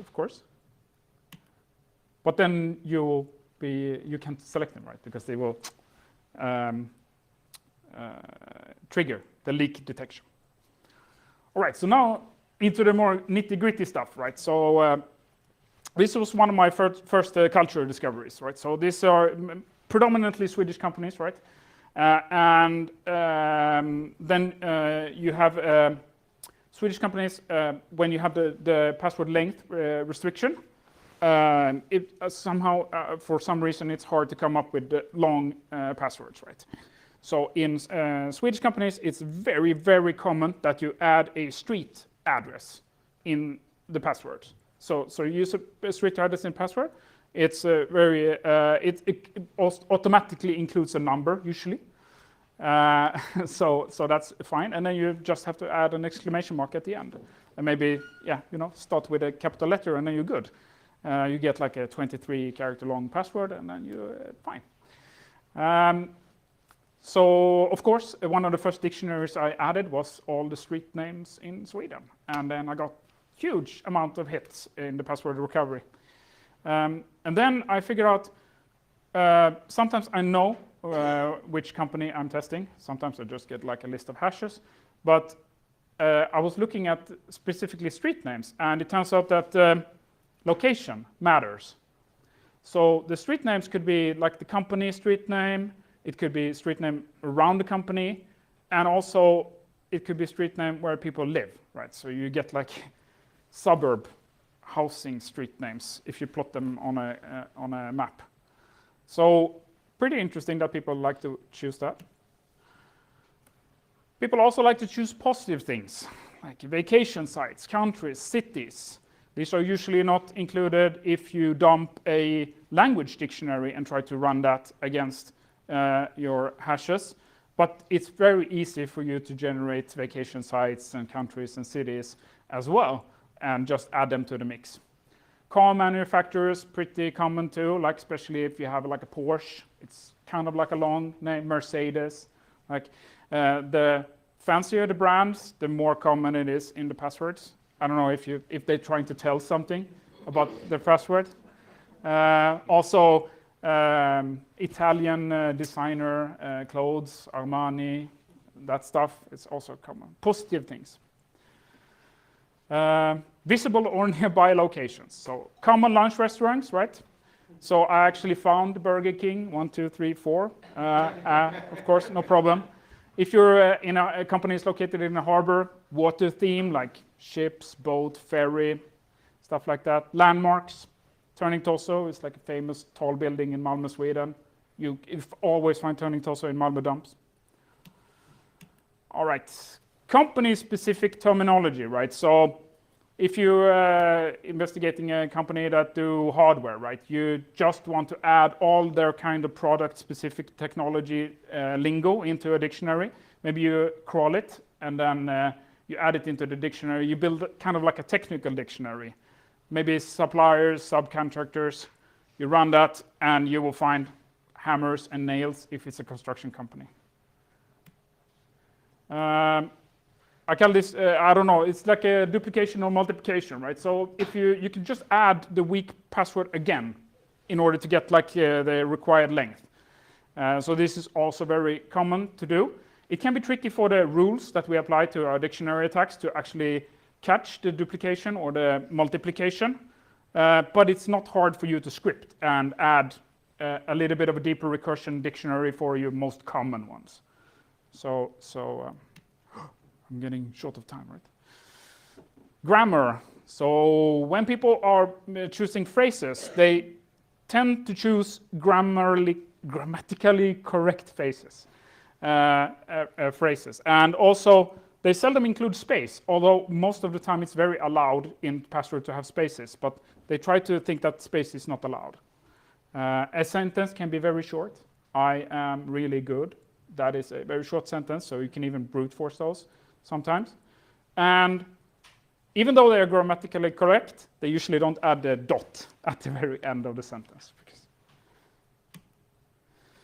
Oh, this one is one of my favorites. Forcefully constructed, right? So I call this capitalization dependency. It's something that I made up yesterday when I do the slides. It's like you choose your capital letters in the way that you construct your phrase in order to sort of like have a dependency so you can easily remember it. So cautious, cactus, connections. All C's, seems to be easy to remember. And I have to make a confession here, I've done this myself. But much longer phrases, of course. And weird words, physics words. In corporate environments, right, apparently it's important to be polite when you choose your password, even though you know nobody should actually recover or see your passwords. So if you look at internet dumps, they tend to be more violence, more erotic type of passwords. The university was the worst I've ever seen. It was obscene. It was almost like hard to actually read the recovered passwords. But in corporate environments, it is important to be polite. And this is like, you should be polite at work and so on. So this is, if you're testing in a region, don't forget to include some neighboring countries' languages as well, right? So usually the local language and English are prevalent, like at least more than 70% of the passwords are usually in the local language or English. It's not too computationally expensive to add a different language. And when I talk to people about why they maybe have chosen a specific other language, they think of it a little bit like security or bioobscurity, right? They know another language. They think that if they just make the password in a different language, it's much harder to recover, although they actually didn't know that we would actually recover it, but they think. So I think it's, they said to me, it's a little bit like talking Swedish in Spain. Nobody understands what you're saying, which is not totally true, because if I were to walk next to them, then of course I would understand. So I had a huge success rate by adding all the Scandinavian countries into like the dictionary pool when I run for Scandinavian companies. Internet culture references, right? Movies, characters, actors, computer games, novel characters, usually like the main villain or the main hero, not like the lower types of people. and YouTubers. Like I found a lot of YouTubers as well. This one is really funny, and I'm very close to the end here. I had the opportunity to look at a few dumps from the east, like Far East, east of Europe, and they seem to like symmetrical passwords in the east. I don't know why. I'm hoping my colleagues in Korea will give me some more data for this, but this is something that I observed from the Far East. The mainframe, we talked about the mainframe before. It is still possible to choose bad passwords if you only have a maximum length of 8 characters. You can still select bad passwords. And it actually allows for a few special characters, but I rarely see them. So usually letters and numbers. If a person has more than one account in the environment, they usually do the same passwords, but just a little bit of a change. I call this password siblings, right? So this is where the multiplication duplication is very common. So what we do here, when we have run all the password cracking in like the AD domain, like one of the domains, we just run the same like extracted passwords one more time. And then you will find these password siblings as well.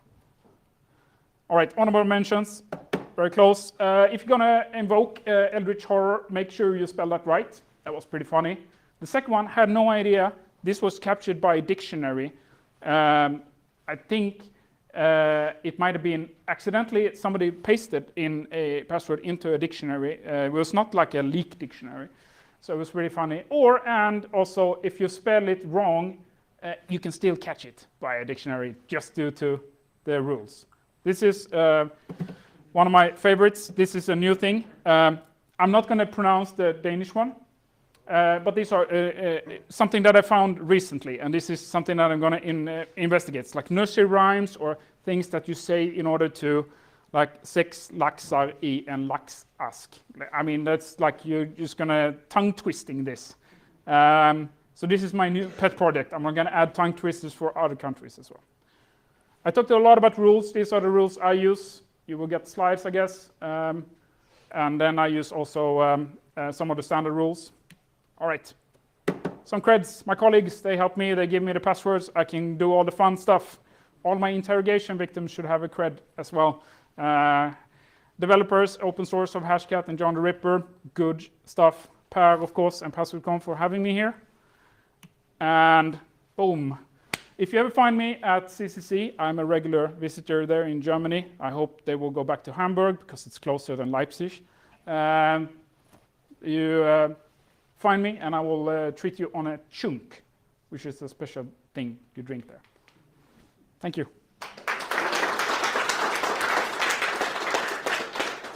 Okay, so I'm going to say ask questions during lunch, and we'll just head straight over to Ashley.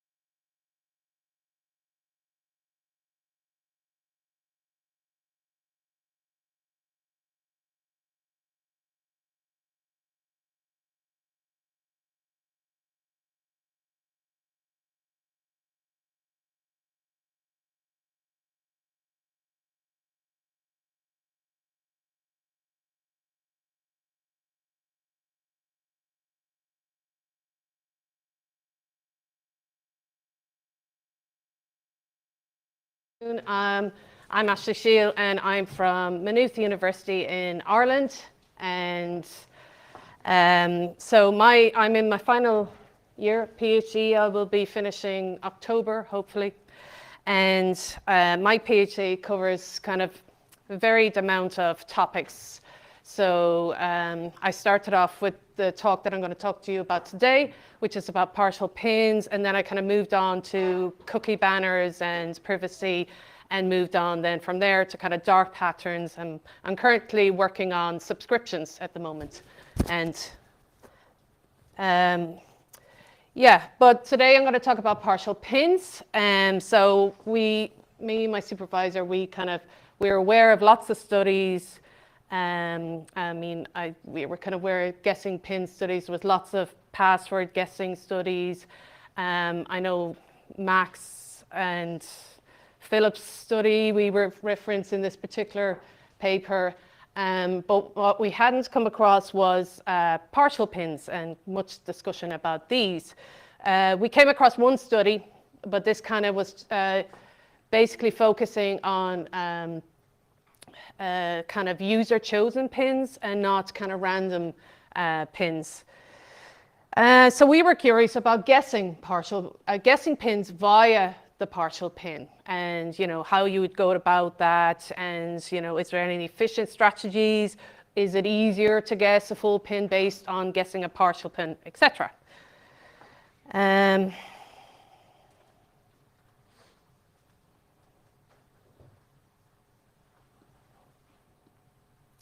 So yeah. Okay.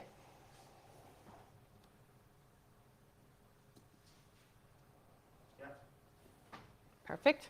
Okay, so today I'm going to discuss the partial pins backgrounds, because what I did notice that, say, I was talking in different locations, different countries about this, and the main question I got was people weren't actually aware of partial pins. I mean, that was Per's question when he asked me about this talk, was to kind of look into the background, and it's kind of interesting, because that's what I discovered most, was that it seems to be mostly used in the UK and Ireland, with the exception of a few other European countries. So what we did was, in order to guess a pin by guessing partial pins first, we came up with 4 different strategies, and I'm going to go through these strategies in a little more detail. And then I'm going to, then I'm going to go through, I'm going to go through these in more detail. I'm going to show the results of these. And then what I'm also going to talk about is kind of whether or not we could actually implement the same kind of strategies on other forms of authentication, namely time-based one-time passwords.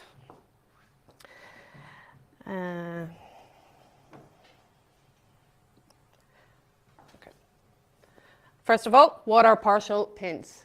So originally, partial pins were used in phone banking, where the person on the phone would ask, in order to verify your account, would ask for a subset of your full PIN, so a random subset of your full PIN, in order that he or she won't actually find out your full PIN, and to prevent a replay attack.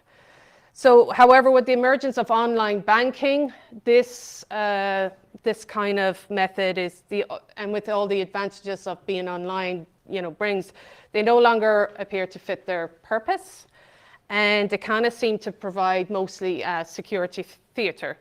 So when I was starting this project, for example, I personally, because I'm from Ireland, so I have a bank, and it was currently at that time using partial pin system, and I kind of thought myself, oh, that makes sense, as in that's more secure. And then when I went looking into this, I was really interested to see how unsecure it is in comparison to a full PIN. I don't know what it is. I kind of logically thought that it would be more secure. But their main purpose really is to protect from key logging and over-the-shoulder attacks. But as we shall see, many roads lead to Rome. Okay. So as I mentioned in the beginning, partial PINs appear to be mostly used in the UK and Ireland. But as you can see from this table, Germany is up there, Canada also is up there. And this here on the right is a login for a Polish bank. And also when I was in Holland, one of the person in the audience said that they had come across this partial password system in Holland as well. But I don't actually think it was a bank. So it appears to be it is mostly used in the banking sector. And when I went to ask, because I was curious and I wanted to find out what ChatGPT would think if it was used in other locations or what other, where it's used. And it didn't seem to understand the concept of partial PINs or passwords. I tried different variation of the language or the words. It's kind of identified it more as an extra code that you would input for certain banks in different countries as well as your already password, not a subset of your password. So this kind of highlights that it's not, that common. So these days, if PINs are used, they're kind of used more as a second form of authentication, which you can see on the table. You have a second credential, could be a question or another PIN, or date of birth as well as up there. So AIB, as I mentioned, is on this list. That's an Irish bank. And up here, they have a password length of 5 with a challenge size of 3. So that's 3 digits from your 5 personal access code, is what we called it in AIB. So that means, since this survey is done in 2012, so since then, AIB have actually stopped their partial PIN system. So now you have to enter your full personal access code. So what's interesting to note is that they're the only bank that's actually done this. So the rest of the banks are still doing this. And I figure it's because there's second forms of authentication that they're not changing the system. So I was kind of curious. I'm not sure why AIB actually changed it. I wasn't able to find out.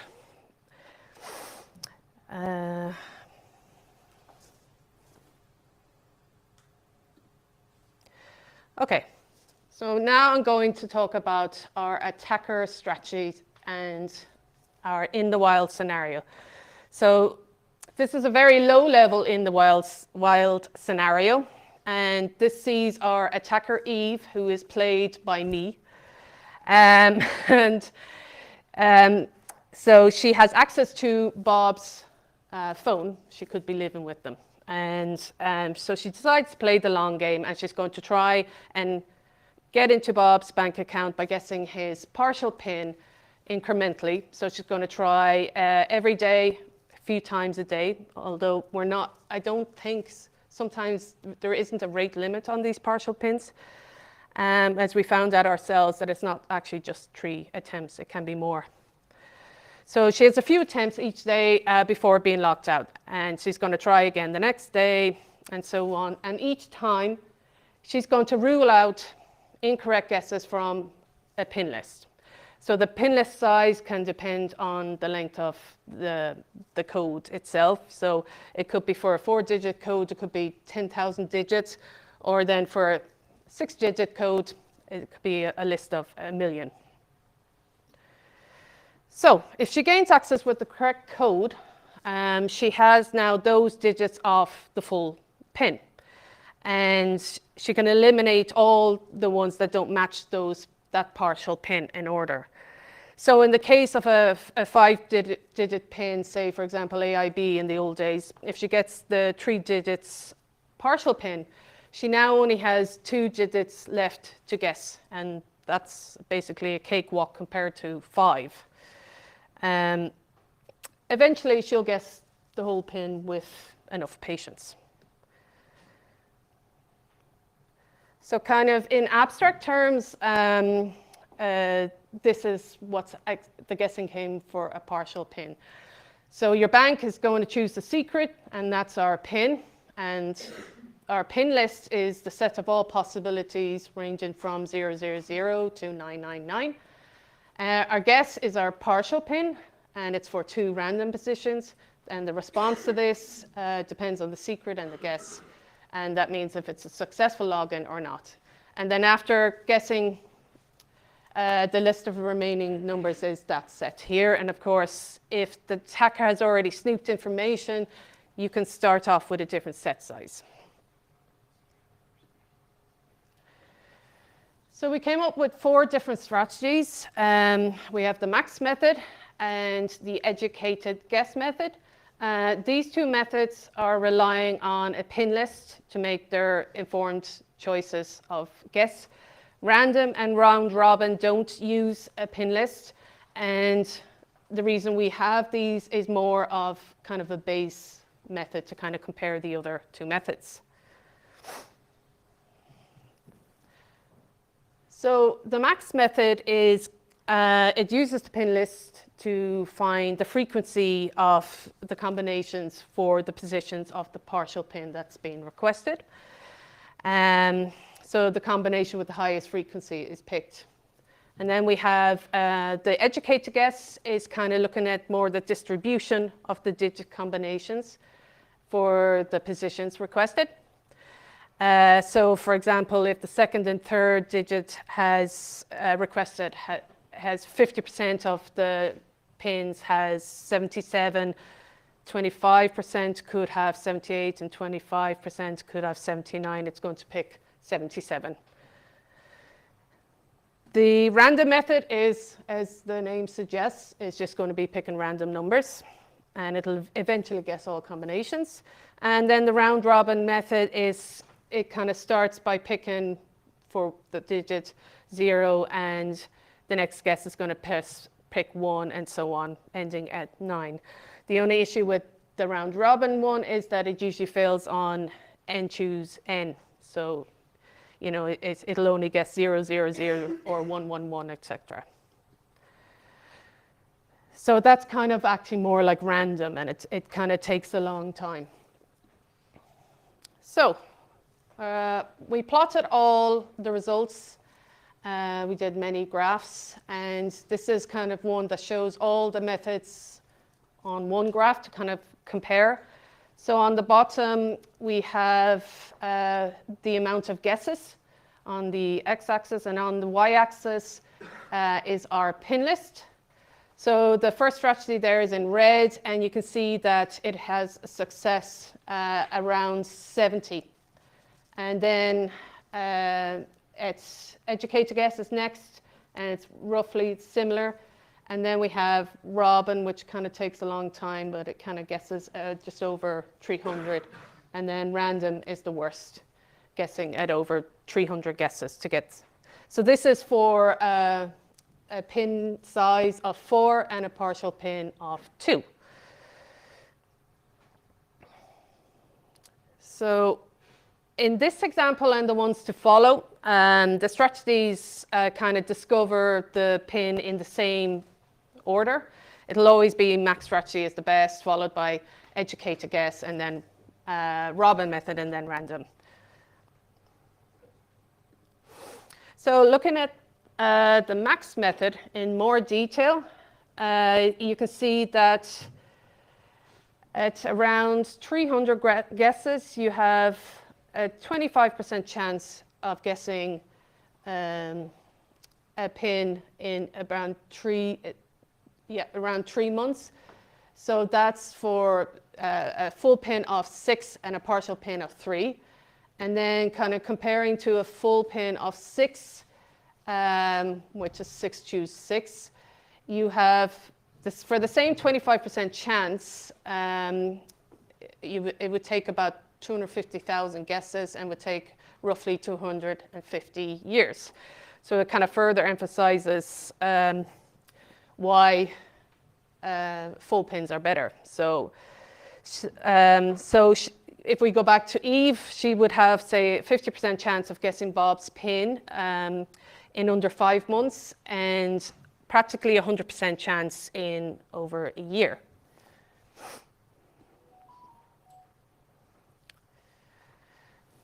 So these are kind of some more graphs and more details for different full pin and partial pin size. So we have full pin of 6, choose 1, up to 6, choose 3. So for the first ones, you can see that the max and educator guess are all kind of behaving the same.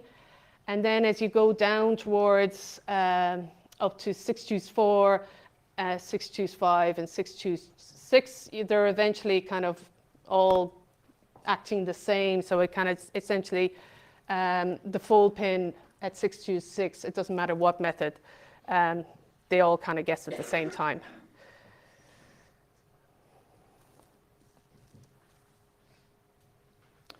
Okay, so I mentioned time-based one-time passwords at the beginning. So this was kind of like a thought experiment that we were kind of recently thinking about whether could we use the kind of same technique as such to guess time-based one-time passwords. So essentially the principle is the same, but the pin list is obviously much bigger. So like, you know, I think most people would know what time-based passwords are about. So you have a shared secret and the current time to generate a unique password. And that changes every 30 seconds. And it's synchronized with the server that verifies the user's credentials. So if we compare this with our guessing partial pin scenario, the secret can be compared to the pin, time can be compared to the partial pin, and the hash can be compared to the digit selection. So we assume that the secret part is 256 bits. So there are 2 to the 256 possibilities. So this would make a really big list. And so we can take this example as our pin list. So if this is in the case of snooped information, and if we guess one of these pins, we're crossing off all these kind of as we go along. So that's the probability that the key is still on the list after so many snoops.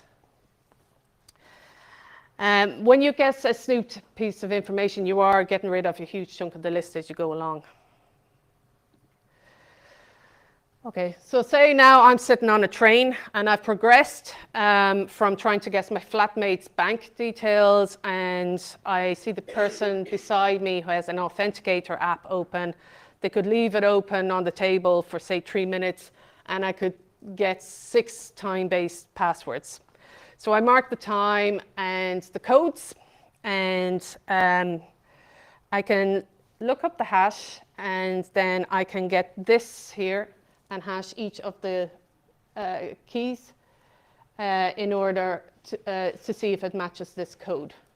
So then this kind of is saying how many snoops we'd need to kind of guess the pin. So like in this particular case, the number of snoops needed in this case would be around 13. So given the size of this list, it's not very practical computationally, and also, but it does kind of match our partial pin framework. But another point to make out is that the key size can also vary and depends on the authenticator itself. Okay, so in conclusion, partial pins are not great. So we've looked for different strategies of guessing a pin in a system from M digits from M are picked, and we've looked from sizes 1 up to 6 partial size. And the number of guesses increases with both N and M. And we've also seen that it's kind of possible that you can have a reasonable fraction of pins with about tens to hundreds of guesses. So from a user's perspective, though, I'd say partial passwords are kind of crap. For myself personally, I would find it hard to remember specific positions of a pin. If you know, say even my phone number, you can list out your phone number, no problem. But then if somebody says, well, what's the 4th digit of your phone number, you kind of go, or you would have to maybe write it down. I mean, I've had to do this before. I've had to write down my PIN in order to get the positions for inputting into the partial PIN banking app, for example. And that in itself is kind of a security risk as well. And from, you know, it was interesting to listen to Kirsty's talk yesterday about kind of universal design, and it kind of highlights how unusable more than anything the system is.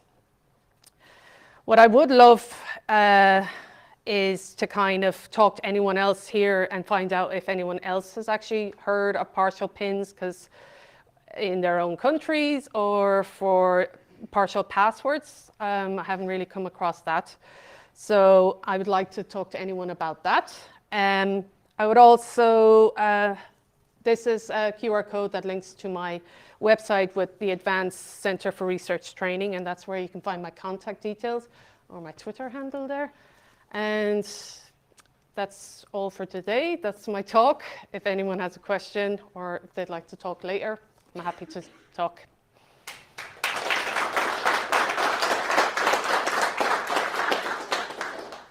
I'll first. Many years ago, I think I got contacted by a guy in Kuwait, and I think they had partial PINs for online banking there. Oh, I haven't and heard they also Kuwait. had entry using a randomized virtual keyboard on screen. So if you were doing some kind of sniffing or watching off the screen as well, you know, the number 1 wouldn't be in the same place each time they were to log in. Yeah, I think I saw that, yeah. So when you submitted this, I was really curious about listening to it, because again, partial PINs like that, I've never seen it here in Norway, as an example. And I'm curious, asking the audience, other countries where they do that. South Africa has it for almost every single bank, so but we follow the British system as well. Yeah. Oh, so it's South Africa, yeah. Yeah, cool. 2010 Romania, Austrian banks had the same system. Also the scrambled PIN pad. So on screen, yeah. Yeah. But they got rid of it, right? I have no clue. I can tell you that now in Germany, partial PINs are still a thing as a validator, so as a second factor. Yeah. But not for banks. I've seen it for credit rating agencies or similar. Okay, yeah. Ukraine, I've never seen anything like that. Yeah, most places haven't seen it. So that was the most interesting thing I found, is that people is like, what the hell is a partial PIN? And yeah, even the kind of logic behind it, it's kind of interesting to see why they kind of used it. You know, it kind of makes sense in the context of the person on the phone, but even that's not really safe, right? Even the first time I heard about partial PINs, I still can't really understand why anyone would design such a system. Yeah. It just doesn't sound secure, and I can't also, you know, from a usability perspective as well, as you said, you know, which is, what is the 5th digit in your phone number? You have to think about it. That's not good usability. It should be just like instant. Yeah, and also I think you can't, well, I heard that they're not actually hashing the pins, but you definitely can't hash partial pins. There's too many. There's too many combinations. The partial phone number is something that is quite popular. Like, please type your 4 last digits of the phone number. Oh yeah, but it is something that is very popular. That's similar, but it's always the last 4, isn't it? So as part of the authentication process. Yeah. Then you get the SMS. Yeah. Oh, yeah, that one, Yeah. Of course. In the U.S., it's fairly common to use the last 4 digits of our Social Security number. Yeah. For that same. And then we have a totally new topic about Social Security numbers. In Norway, it's a publicly known algorithm to generate Social Security numbers. I can tell you I'm born on September 10, 1971, and then you can go online, use your free generator to generate the approximately 100 and something Social Security codes that are valid for a male born on that day, and one of them is me. Yeah, there are a lot of the Estonian national ID numbers also contains birthday and gender and just a sequence number beyond that. Yeah. But in the U.S., the Social Security number is supposed to be sort of quasi-secret for people because it's used as an authentication secret in a number of contexts, but in a number of places use the last four. And it's even crazier here in Norway because it was never supposed to be a secret, but even today it is being used as a secret. Yeah. So, yeah. Yeah, so talking about SSN or partial pins, that is used by cell phone providers a lot when they are using like family accounts to kind of share details. So we did a study on like cell phone providers' privacy, like security, and that was very concerning because in a family, not everybody is like a family, though it is supposed to be. So like even in friends, they are exchanging these last 4 digits of social security, which is used for several companies as partial pins. So that really compromised the security because, for example, I am in family plan where my friends are there. They are not family, so that is concerning. In India, they don't use partial pin. Now they have, because there have been a lot of issues during COVID, so now they have made it like really secure, but it is not usable at all. They have made like 2 passwords which you need. One is account password, one is like just to login password. Yeah. And that is actually creating like how much security is needed. Like even for me, it is completely unusable. And when I'm trying to access my bank from US, it literally stops. So my parents have to go to the bank. They do physical authentication. So from looking to the other end, this is definitely great work. And but from the usability side, for me, it is like I cannot even use my funds for 7 days because it requires physical authentication. So that's what is happening. Like even the four last digits of a phone number or a social security number, like 4 digits is really easy to remember. You know, you can kind of run in your head. You only have to hear them once if you heard it from someone. Yeah. Well, the other problem with a partial password more generally is that if they can verify you on a partial password, you have a pretty good idea that they haven't salted and hashed the password. Oh yeah. Absolutely. Yeah. Another question, just a comment. I googled it. The ING Bank in Germany, they stopped it last year. Last year. That's interesting. Yeah. I'll take note of that definitely. Yeah. And Ashley, you're Irish, right? Yes. Yeah. So we can go to lunch when Ashley will allow us to go to lunch. So, no questions for Ashley? Nobody cares. Okay. Obviously, people want lunch. Yeah. Can we take lunch? Yes, of course. And sorry about the technical issues at the beginning. and I already tweeted out amazing slide layout. Oh yes, I was sure it was going to be used. You win the award for the most original slides this time. I was paranoid somebody else would have the same template, so I'm very happy. Okay, thank you again, Ashley. Thank you.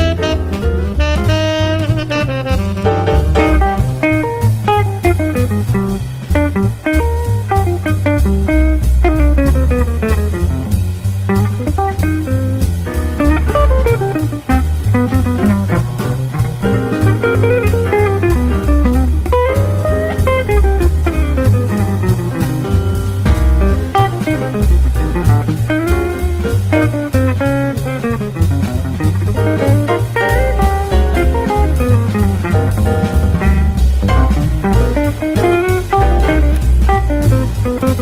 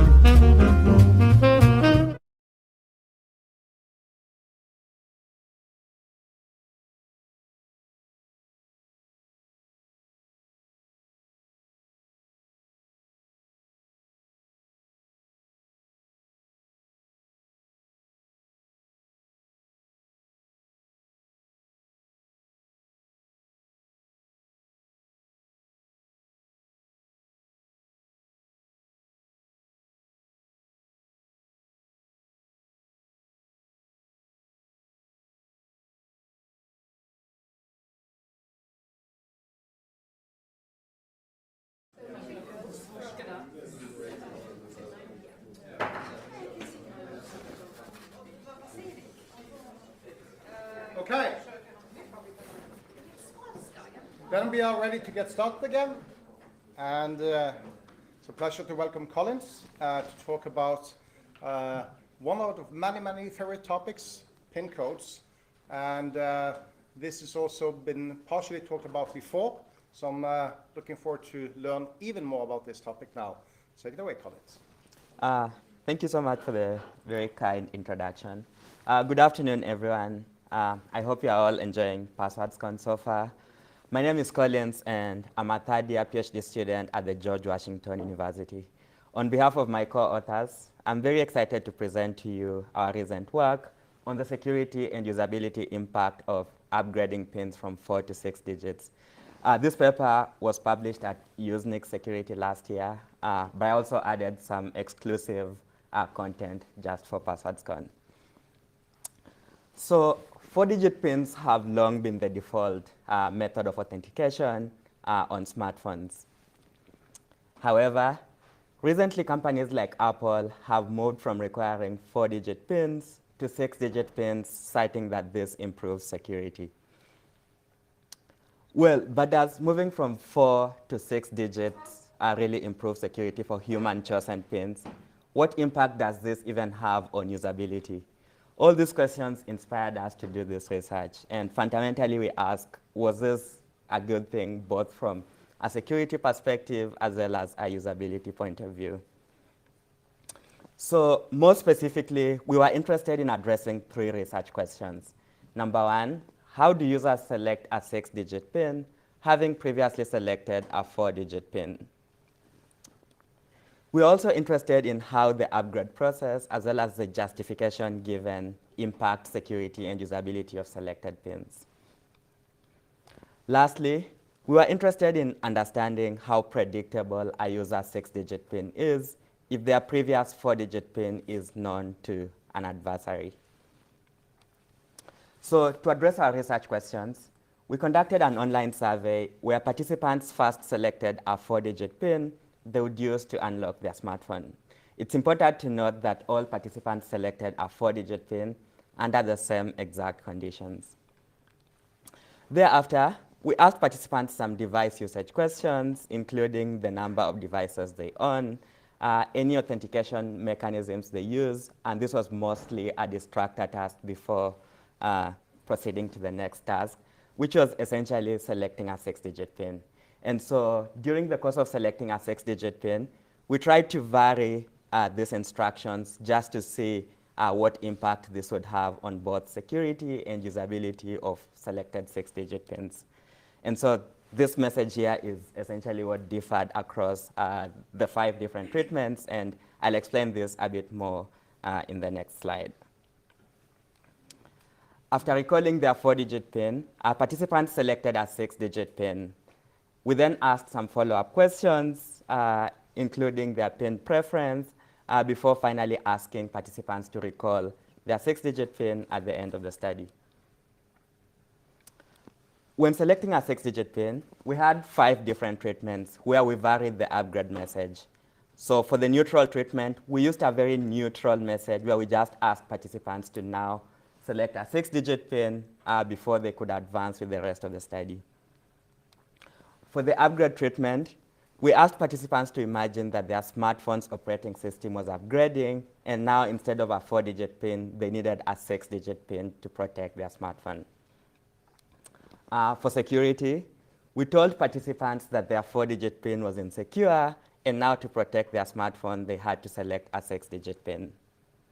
For the bridge treatment, we told participants to imagine that someone had learned their 4-digit PIN, and so they now had to select a 6-digit PIN to protect their phone. And then lastly, we had a no subsequence treatment, and for this particular treatment, we used a very similar message to the neutral treatment, but in addition, we also had a block list in place where we prevented participants from using any subsequences of their 4-digit PIN in their 6-digit PIN. So for example, if a participant used 1, 2, 3, 4 as their 4-digit PIN, they could not use something like 0, 0, 1, 2, 3, 4, 1, 2, 0, 0, 3, 4, 1, 2, 3, 4, 5, 6 as their 6-digit PIN. And there was a couple of more, but these are just a few examples.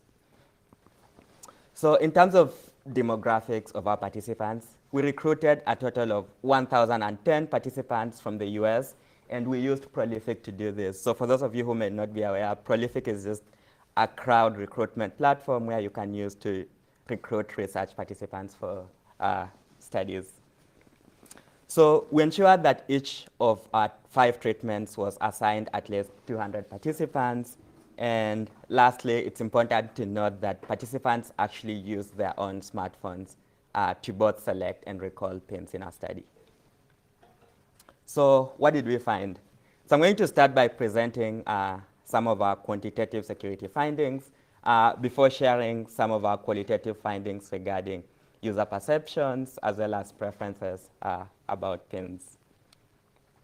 So in presenting our guessability results, we first focus on an untargeted attacker. So we use the untargeted attacker to guess both 4 and 6-digit PINs. And for this attacker, we assume that they have no prior information about the victim whatsoever. And so a more targeted attacker might know things about the victim, for example, their birthday, which might improve their guessing performance. But for this specific scenario, we assume the attacker has no information whatsoever about the victim. This attacker also uses data sets collected from previous work when trying to do the guessing. And the way they do the guessing is the attacker first looks at the most frequent PIN that appears in previous data sets, and that's the first guess. And then the next guess is the next most common PIN, and so on and so forth. So in terms of our guessability results, the x-axis represents the number of guesses made by the attacker, and we have a cutoff of 30 because that's kind of like the upper limit on Android devices before significant delays start to occur. The y-axis, on the other hand, represents the fraction of PINs that are guessed. And so the more PINs that are guessed, the worse they are from a security point of view. And the lesser the PINs that are guessed, the better they are from a security perspective. And so this is ideally what we want to happen. So this graph here shows how an untargeted attacker performs when guessing 4-digit PINs across the 5 different treatments. And just as a reminder, participants selected 4-digit PINs under the same exact condition. And what we can see here is that the guessing performance was comparatively similar across all the treatments. And we found no significant differences when we ran a chi-squared test. When we compare the guessing performance of 4-digit PINs to 6-digit PINs in the neutral treatment, which we kind of like used as a control experiment, the performance again is mostly the same. Those 6-digit pins appear to be somewhat less guessable when making up to 30 guesses. However, when making up to 10 guesses, which is kind of like the cutoff for iOS devices where the device can lock or all data gets wiped off, the attacker guesses comparatively the same number of 6-digit pins in the neutral treatment compared to most of the 4-digit pin treatments. And the key takeaway from here is that 6-digit pins only seem to offer a very small security improvement compared to 4-digit pins. But at the same time, as we are going to see later, they also seem to add some additional usability burdens that might actually not be worth these upgrade efforts. And so this is something that we encourage system designers to consider before forcing users to upgrade. We're also interested in the impact of the upgrade message on the security of selected 6-digit pins. And comparatively, a small number of pins, of 6-digit pins in the security and breach treatment were guessed by the untargeted attacker. This is in comparison to the neutral and upgrade treatments, where a comparatively higher number of pins were guessed. This implies that security-oriented upgrade messages can indeed nudge users to select more secure pins. But perhaps counterintuitively, the pins in the no subsequence treatment seem to be the most easily guessed, despite the block list that we had where we prevented users from using any subsequence of their 4-digit pin in their 6-digit pin. And this is potentially as a result of user frustration after they could not use any of their 4-digit pin subsequences in their 6-digit pin. And so a few of them ended up just resorting to common, more easily guessable pins like 1, 2, 3, 4. And this just shows that well-intended security measures can sometimes fail to achieve desired security outcomes. But nevertheless, more security-oriented upgrade messages seem like a promising way to nudge users to select more secure pins. Besides the untargeted attacker, we used a targeted attacker to measure the security of 6-digit pins. And for this particular attacker, we assume that they know the victim's 4-digit pin in trying to guess their 6-digit pin. And so the initial guesses made by this attacker are very targeted in the sense that they try to do basic heuristics on the victim's 4-digit pin, for example, appending digits to the end, prepending things at the front to see if they can actually guess. And if they're not able to do that within about 20 guesses, this attacker resorts to guessing pins in a decreasing frequency order, similar to the untargeted attacker.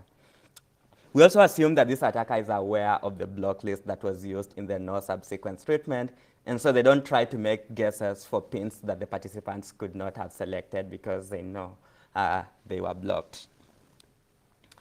So to model our targeted attacker, we first analyzed 4 to 6-digit pin transitions and observed that appends were the most common. So like most participants tended to append things at the end of their 4-digit pin when selecting their 6-digit pin. Particularly, a majority of participants chose to append the first two digits of their 4-digit pin in their 6-digit pin. So for example, if someone had 7733 as their 4-digit pin, most of them ended up with 773377 as their 6-digit pin. Several participants also appended the last digit twice. And so if someone had 4576 as their 4-digit pin, most of them ended up with 457666 as their 6-digit pin. Lastly, many participants appended the last 2 digits. So for example, if someone had 5109 as their 4-digit pin, they almost always ended up with 510909 as their 6-digit pin. We also noted a number of common pins selected by participants. The most common pin particularly was 1, 2, 3, 4, 5, 6, which is, just as an increasing pattern on the keypad, followed by an inverse of this pin, which is 6, 5, 4, 2, 3, 1. The pin 159357 was also a very common pin that you observed, and it also forms a pattern on the keypad. Lastly, we also had some participants prepend digits at the front of their 4-digit PIN when choosing their 6-digit PIN. And most of these prepends were 00, and so if someone had 9997 as their 4-digit PIN, they almost ended up with 009997 as their 6-digit PIN.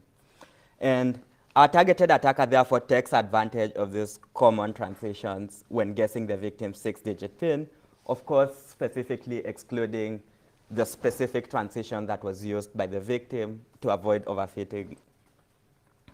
So this is the untargeted attack that we saw earlier, and this is how the targeted attacker performs. So we can see quite a huge bump in performance across all the treatments, maybe except the no-sub treatment, since the attacker could not, since there was essentially no relationship between the 4 and 6-digit pins. And interestingly, in the upgrade scenario, which is the most relevant to the iOS upgrade scenario, pins here were the most easily guessed, with over 25% of pins guessed after just 10 guesses. And the key conclusion from this is that many users tend to select 6-digit pins that are related to their 4-digit pins, and preventing this relationship sometimes actually resulted in worse outcomes. However, we believe that if upgrades are indeed necessary, it's important to encourage users to protect their seemingly obsolete 4-digit PIN, as they can clearly leak information about participants' 6-digit PINs. We further asked participants about their perceptions regarding security, memorability, and ease of use of both their 4-digit pins as well as their 6-digit pins. So for security, most participants perceived their 6-digit pin to be more secure than their 4-digit pin just because their 6-digit pin was longer. And this is particularly interesting because from our guessability results, we actually noted that 6-digit pins were not that meaningfully more secure than 4-digit pins. In terms of memorability, most participants across all the treatments perceived their 4-digit pin to be more memorable than their 6-digit pin. So this kind of just shows that users do indeed believe that 4-digit pins are actually more usable in comparison to 6-digit pins. Similarly, an overwhelming majority of participants across both treatments perceived their 4-digit pin to be easier to use compared to their 6-digit pin. We also inquired about which of the two pins that participants would actually prefer to use on their smartphones outside the study. For the neutral treatments, so neutral and upgrade, most participants preferred their 4-digit pin. However, in the more security-oriented treatments, where we explicitly told participants that their 4-digit pin was insecure, more participants seemed to indicate a preference for their 6-digit pin. And this was mostly because of them pointing to security benefits. We also asked participants for their reason for their preferences as a follow-up to the previous chart that I just showed. And most participants that preferred their 6-digit pins often pointed to their security benefits. So for example, P11 said that I feel like the longer pin is more secure just because it has more digits. And again, as we saw in the guessability analysis, this is not necessarily always the case. On the other hand, participants that prefer 4-digit pins often pointed to their usability. For example, P1 said that I would use the 4-digit pin over the 6-digit pin because it's shorter and quicker. I don't worry about anyone getting into my phone. So just to summarize and wrap up, we conducted a study to explore the security and usability implications of upgrading pins from 4 to 6 digits. We found that most participants perceive their 4-digit pins to be more usable in comparison to their 6-digit pins.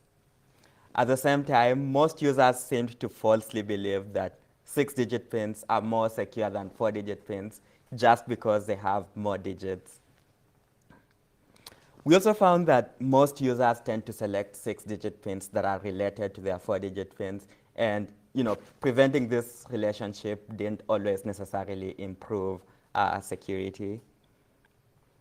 However, we also found that security-oriented upgrade messages actually seem to have some slight benefit in terms of improving security for the 6-digit pins.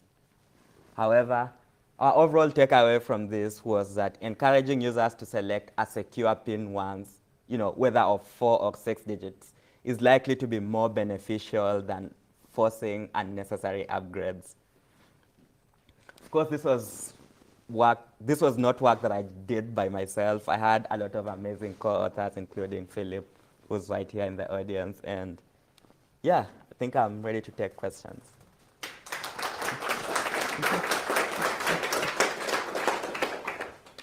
Thank you, very interesting.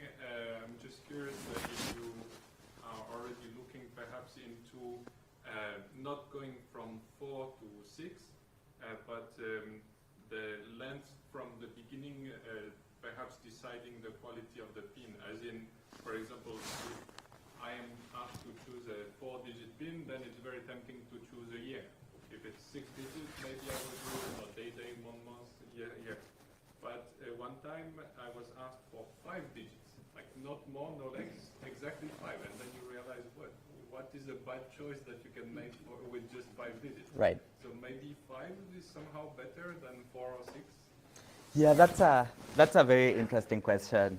So I'm actually not sure it would necessarily lead to security benefits. At least we thought, for example, blocking people from having any subsequence of their 4-digit PIN would have security benefits, but it just led to user frustration. And I think more people, because they had more digits to remember, they gravitated towards even more easily guessable things. So we had people move from, maybe if we had actually not prevented the relationship, they would have selected a slightly more secure pin. But then because we prevented that, they ended up selecting 0, 6 times. And so I'm actually not sure it would improve security, but that would probably be an interesting study to do.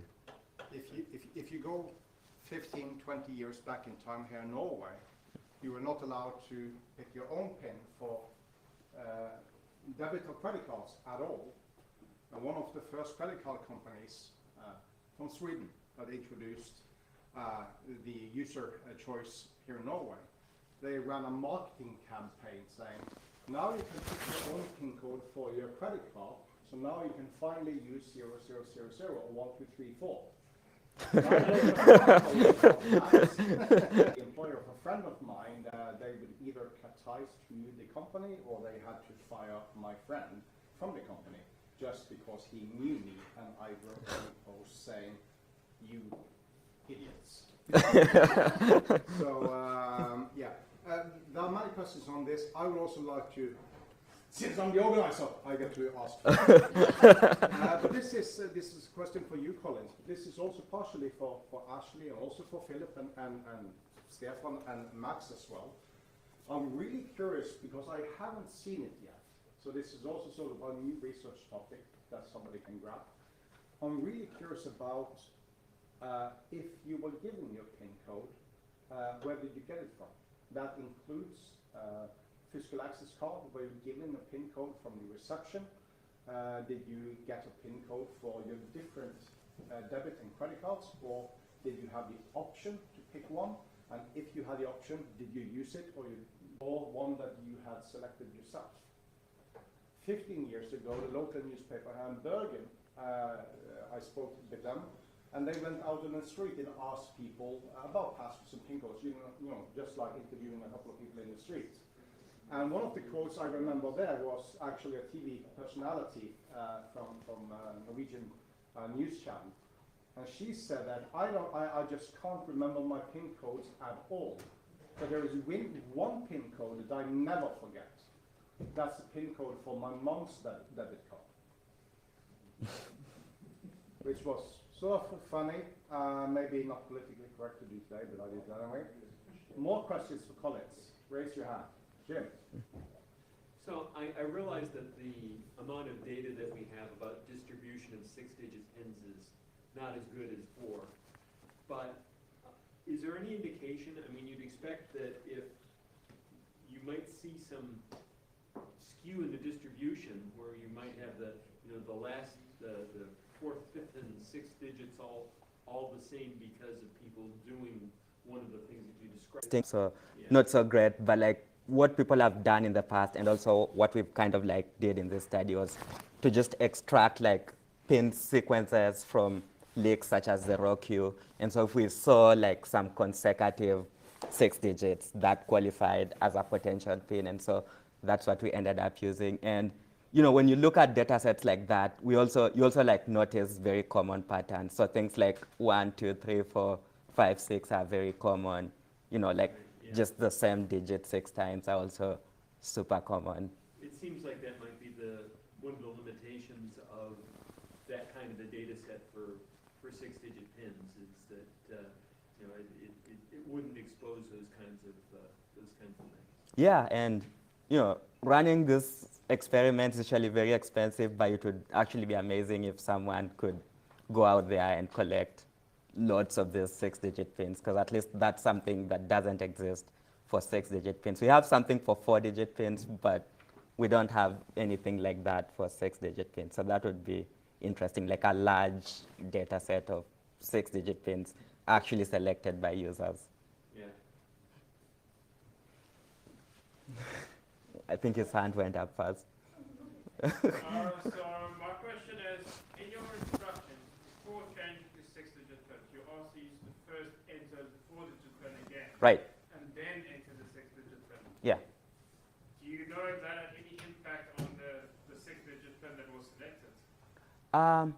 Yes, so we purposefully had like different treatments, and we kind of like varied the upgrade message, and that seemed to have an impact. At least the pins that were selected in the more security-oriented treatments tended to be slightly less guessable compared to participants where we were like, hey, imagine your smartphone's OS is upgrading, you now need to select a 6-digit pin. And so yeah, we kind of like noted some impact of the messaging in terms of the 6-digit pins that were ultimately selected. But the always have to enter the 4-digit pin first and then change? Yes. Yeah, they had to enter the 4-digit pin before selecting a 6-digit pin, yeah.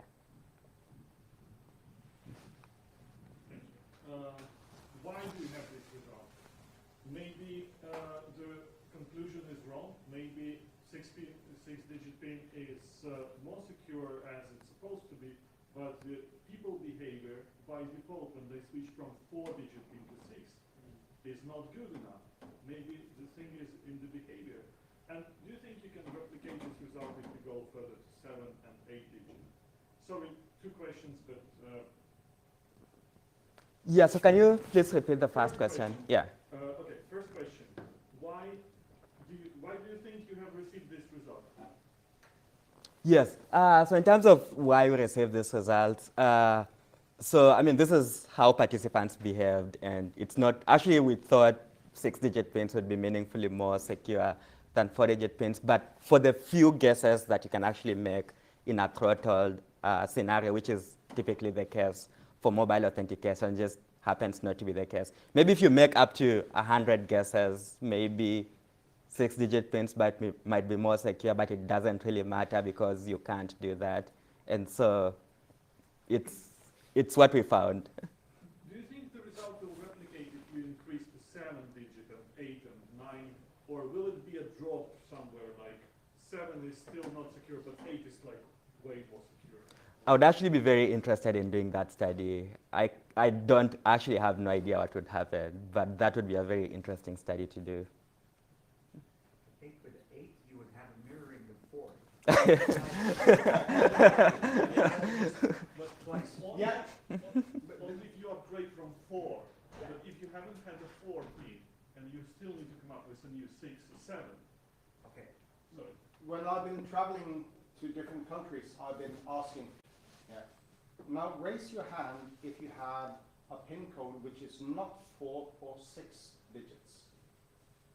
So there are some paranoids in here. Very interesting.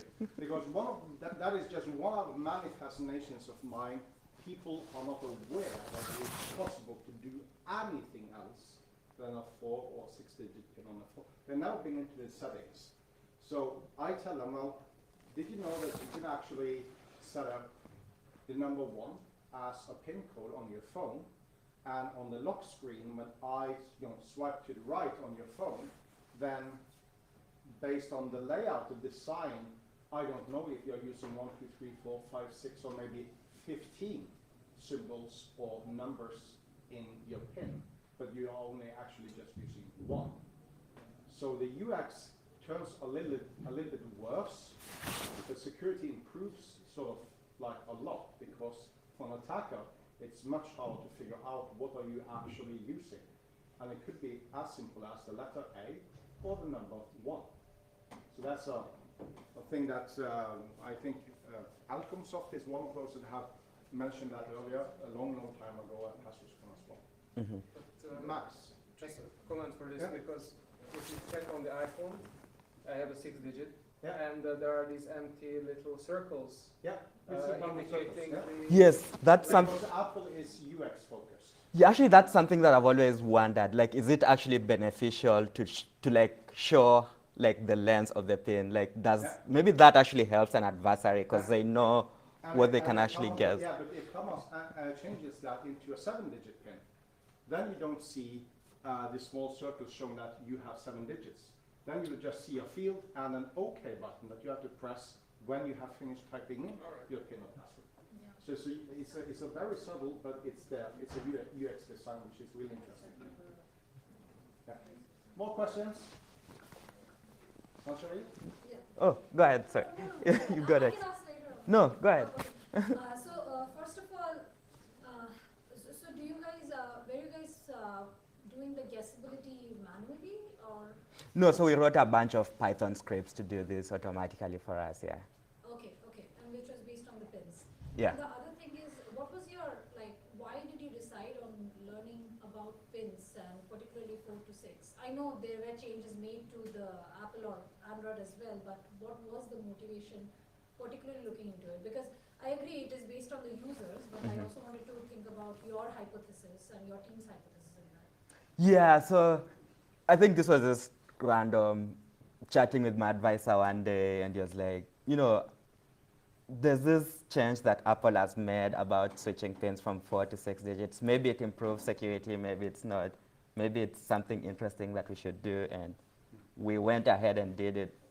So it was actually mostly motivated by Apple deciding to, by default, recommend 6-digit pins over 4-digit pins after, I think it was an iOS update, which just switched that by default. So it was mostly us being curious about whether that had any security benefits. Because I think there was a blog post by Ars Technica that essentially said that, more options means the pins that are going to be selected will be more secure, because 6-digit pins has more options, so it's hard to guess. So it was mostly the Apple transition that motivated us to do this. Yes, and also they mentioned it in their Apple conference that they are doing it because it is more secure, and they stated it. So have you reached out to them, given your work? Yeah, so actually when I presented this at Usenext last year, I spoke to a few people from Apple. I think they like our work, but they, we've also done other studies in the past for mobile authentication. They listen to our talks, but they go ahead and do the exact opposite. maybe they know something we don't. Thank you. Yeah. Okay, then we'll do a 10-11-minute break, and we get ready for Mackenzie. Thank you again, colleagues. You're welcome.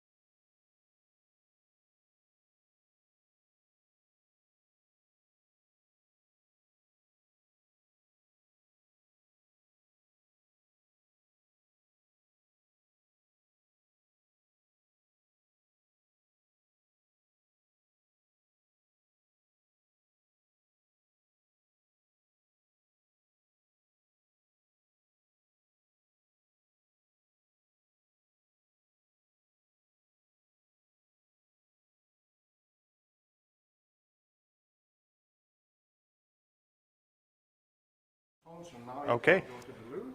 All right.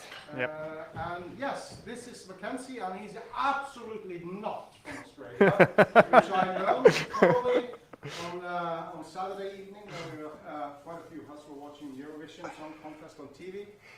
Yeah, that's my apology, and the rest is yours. Awesome. It's great to be here. Thanks, everyone. I do feel like I'm a bit of an imposter here, as I don't have a PhD. I'm not getting my PhD, but hopefully I can still intrigue you with my presentation. So I'm going to talk about looking at how attackers really find and use secrets in exploits.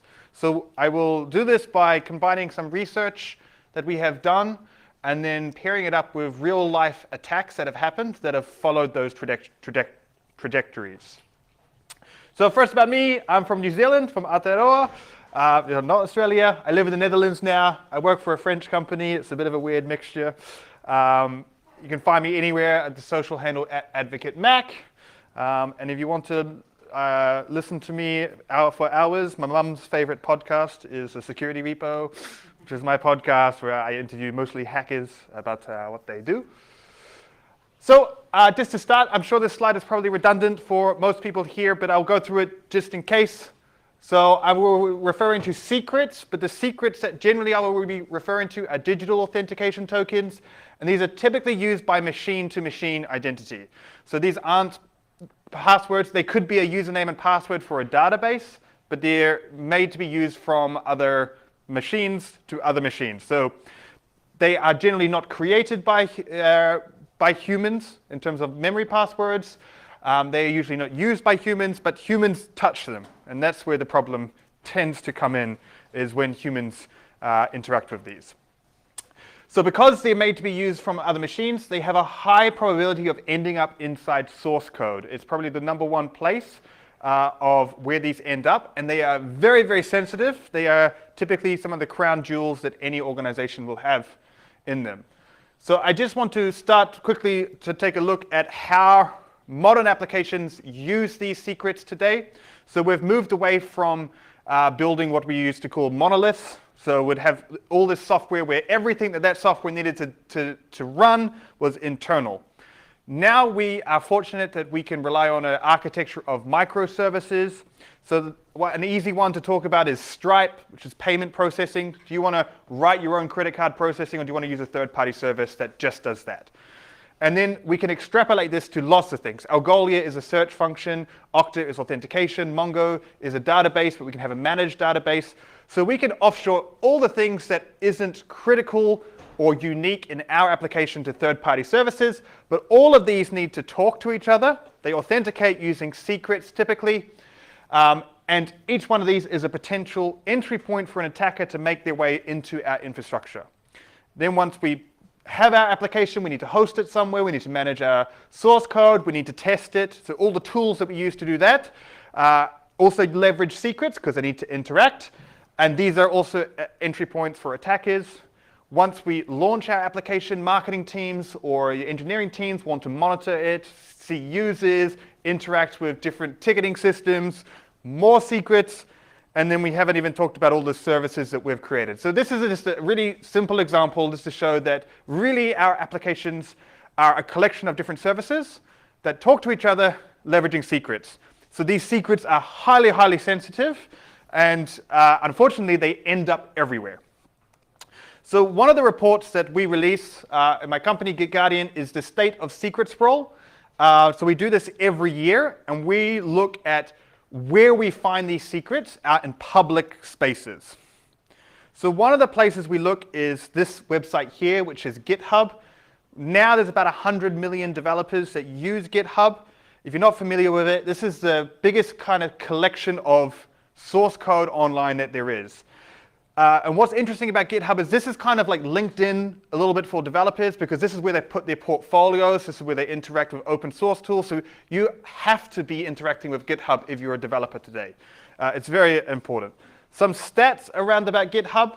There was 1 billion commits or contributions that were made to GitHub last year, just last year. So that's 1 billion times someone's written a segment of code and pushed that into GitHub in public places, just public places. So that's a huge amount of data. There's 85 million new public repositories. There was 94 million developers last year, but we've crossed over to 100 million. So what we decided to do at at GitGuardian, is we scanned the entirety of it. So we scanned all of those billion commits for 350 different types of secrets. So it was it's a mammoth task that requires huge amounts of computing processing, but we found a lot. So just last year, and just in public, and just on GitHub, we found 10 million secrets that were detected. This is about a 67% increase from the previous year. Now, because a lot of you are academics, it means you're allergic to bullshit. So I will, the 3 million of them were unique secrets, so 10 million total. Because we're referring to high entropy strings, it's very rare that it would be almost impossible that two of these would be identical. So 10 million total, 3 million unique. So how did this kind of progress over the previous years? So 3 million was when we first did it in 2020, and it's increasing. So why is it increasing? There's a few reasons for this that aren't because we're terrible.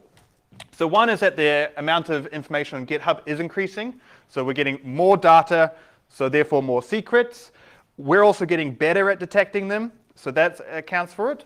But we're also just leaking more secrets. So we used to leak secrets in source code, but now we have this thing called infrastructure as code. It's kind of like we manage our infrastructure with source code now. So that means that what might have been done internally with sysadmins is being codified and putting in repositories, and along with that, more secrets. So we're actually just leaking a lot more secrets than it is.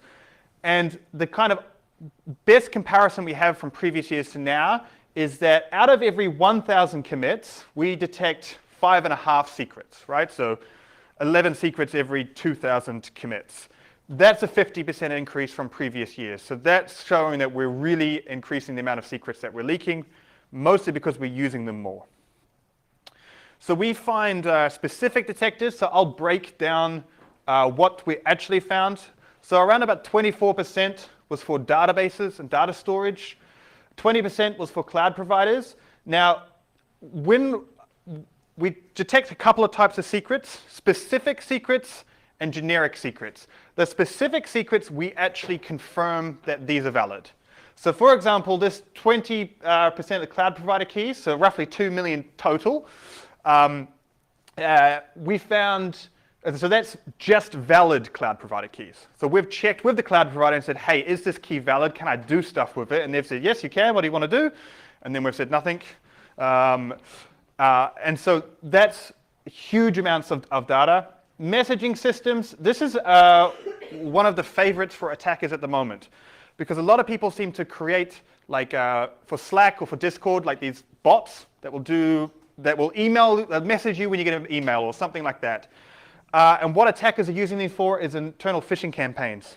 So you find a hook that just posts to a random message, and you say, hey, you need to update your password, here's a link.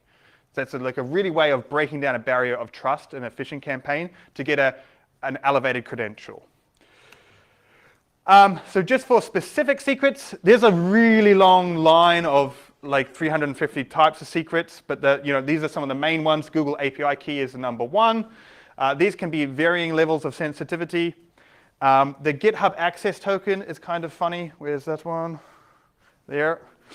3.5. So this is the access token for your private source code that you've put in your public source code. So it's kind of like, like you've sent an email and put your password in the subject line. This is kind of what's happening here. And with generic secrets, these are a lot harder we can't validate that these are actually real. There's definitely, we can be pretty confident in specific secrets that we don't have a lot of false positives. Here, it's very hard to tell how many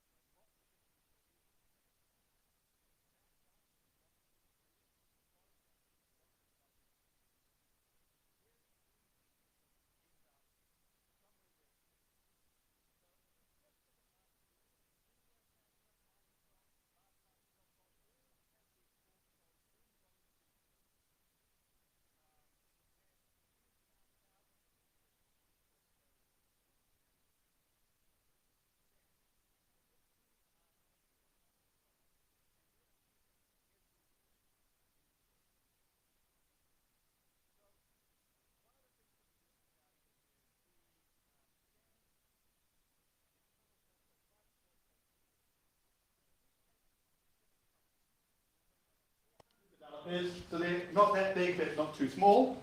That same team will probably have about 4 AppSec engineers if they're lucky. When we first scan, we'll probably find 13,000 secrets. Again, this is the real number. 1,000 of them will be unique. This is huge. This is 1,000 secrets that are in an asset that is not well protected. So if we think about where we want to keep our passwords, where we want to keep our secrets, where we want to keep our passwords and where we want to keep our secrets, we want to have it in a vault, in a secrets manager, in a password manager, with access control, with lots of authentication, and we want to have fine-grained access logs of who's had access to it. So if we have a breach, we have all that information. Source code has none of that. So if something ends up in our source code, we have no way of ever being able to track where it ends up. So that's why this is a big problem. Now, these 4 AppSec engineers now have to try and find, rotate, communicate with the developers of what the secret does, issue new ones, and redeploy them 1,000 times without causing any outages. So it's really an impossible task. So that's why this is such a big problem. So typically what companies do is once they realize they have so many leaked secrets, they have to do something about them, so they typically just try not to look at the problem. This is what we find. So let's have a look at some a bit more of an elaborate attack path with a bit more consequences than the last one. So this one here, a credential for an employee of Uber was purchased on the dark web. Now this was a credential for a VPN, and that VPN had multi-factor authentication on it. So that should have been the end of the story. But they did multi-factor authentication spamming, just basically spamming the user with requests. That user eventually accepted that request, which granted the attackers access to their private network. The attackers did what all attackers do once they gain access to a private network, is they start enumerating all the data, scanning for more credentials, more access. They want to persist their access. Right now, their access is all hinged on this one credential that they purchased. So they want to try and find more access so that they can persist their attack. So they scanned it. There was a PowerShell script that they found in version control, in the source code, that had some credentials in it.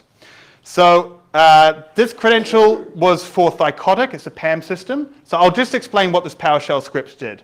This was created by an admin who every time a new user, a new employee joined Uber, you have to create accounts for them on everything. So what they did is they automated that process by creating a PowerShell script. Hard-coded in that PowerShell script were the admin keys to basically the secrets manager and the password manager. So then the attackers were able to create accounts for themselves and persist access in every single one of Uber's services. So their AWS accounts, their Google Drives, their Slacks, all of their systems, the attackers were able to create accounts for themselves. So they took total ownership of everything in Uber. So this is a worst case scenario, and it all stemmed from a credential that was leaked, that was purchased on the dark web, and then basically bypassing it because there were other secrets in the network. I can literally hear Daisy Bee Gees playing right now.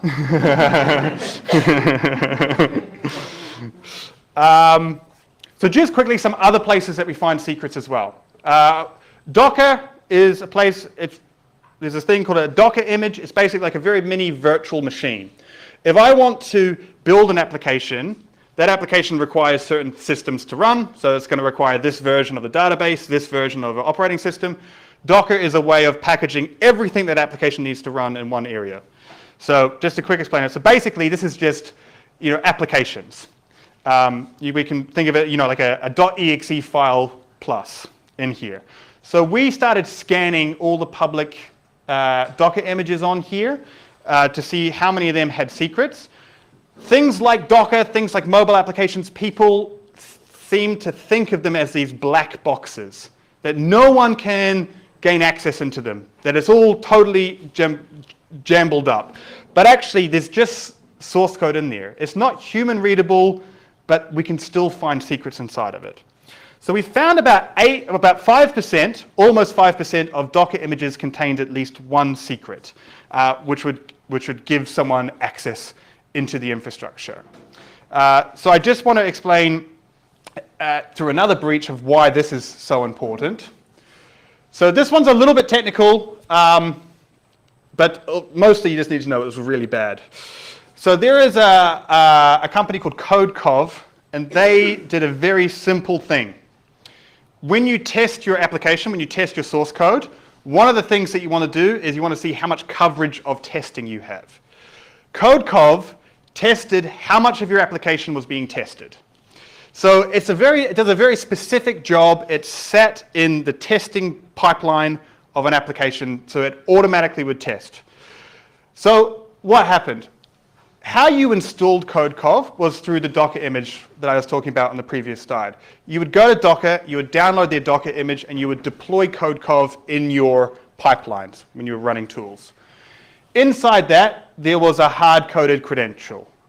That credential gave access to some more source code with read and write access. The attackers manipulated that source code. They injected one line of malicious code, which basically did one thing. When your application is being tested, it needs to build. So if you're connecting to a database, if you're connecting to a service, you need credentials to be able to build your application. So in the environment that CodeCov was running, there was lots of secrets. That one line of malicious code said, when CodeCov runs, I want you to dump all the environment variables, so all the passwords, all the secrets that you're using in your application, and I want you to send them to this remote address. Those attackers, CodeCov had 20,000 users in them. Big companies like HashiCorp, Twilio, Monday.com, Rapid7, all were using CodeCov, and the attacker was able to make it onto their internal infrastructure because they turned the CodeCov application malicious. So someone leaked a credential in a Docker image by just hard-coding it in there, forgetting that it was there. They were able to turn the application malicious, and then they had access to endless targets in a big supply chain attack. So that is one way where attackers can find these types of secrets and then really end up on lots of different infrastructure. So yeah, lots of ways. Hopefully we're not all getting too depressed.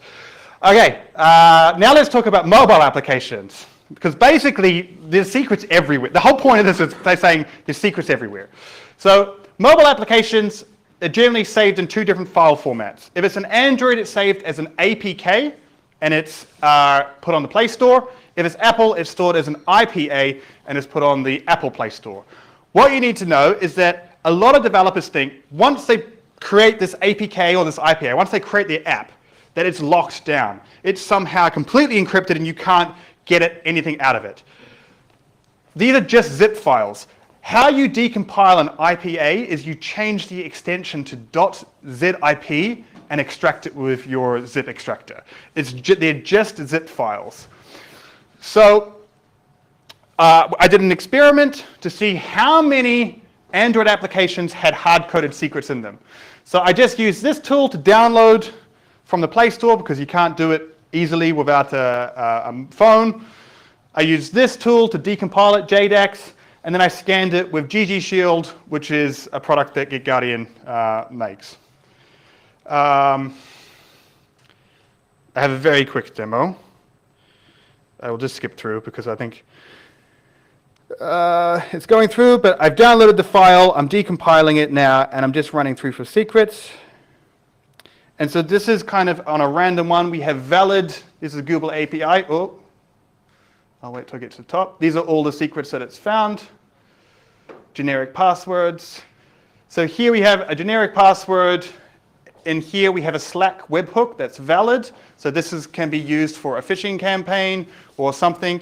I have more generic passwords inside of here, and it goes on for quite a long time. I won't bore you with it. More Google API keys that are valid. And so this is just in a random APK that I found. So I did a webinar with some security researchers at Cyber News. We discussed some research that they did. So they took this on a much larger scale, and they scanned 50,000 APKs to try and find how many of them had hard-coded credentials, had passwords inside them on the Play Store. So they found, graphics are from this Cyber News that I'm sharing with permission, but they found about 55% of the applications on the Android Play Store had hard-coded secrets inside them.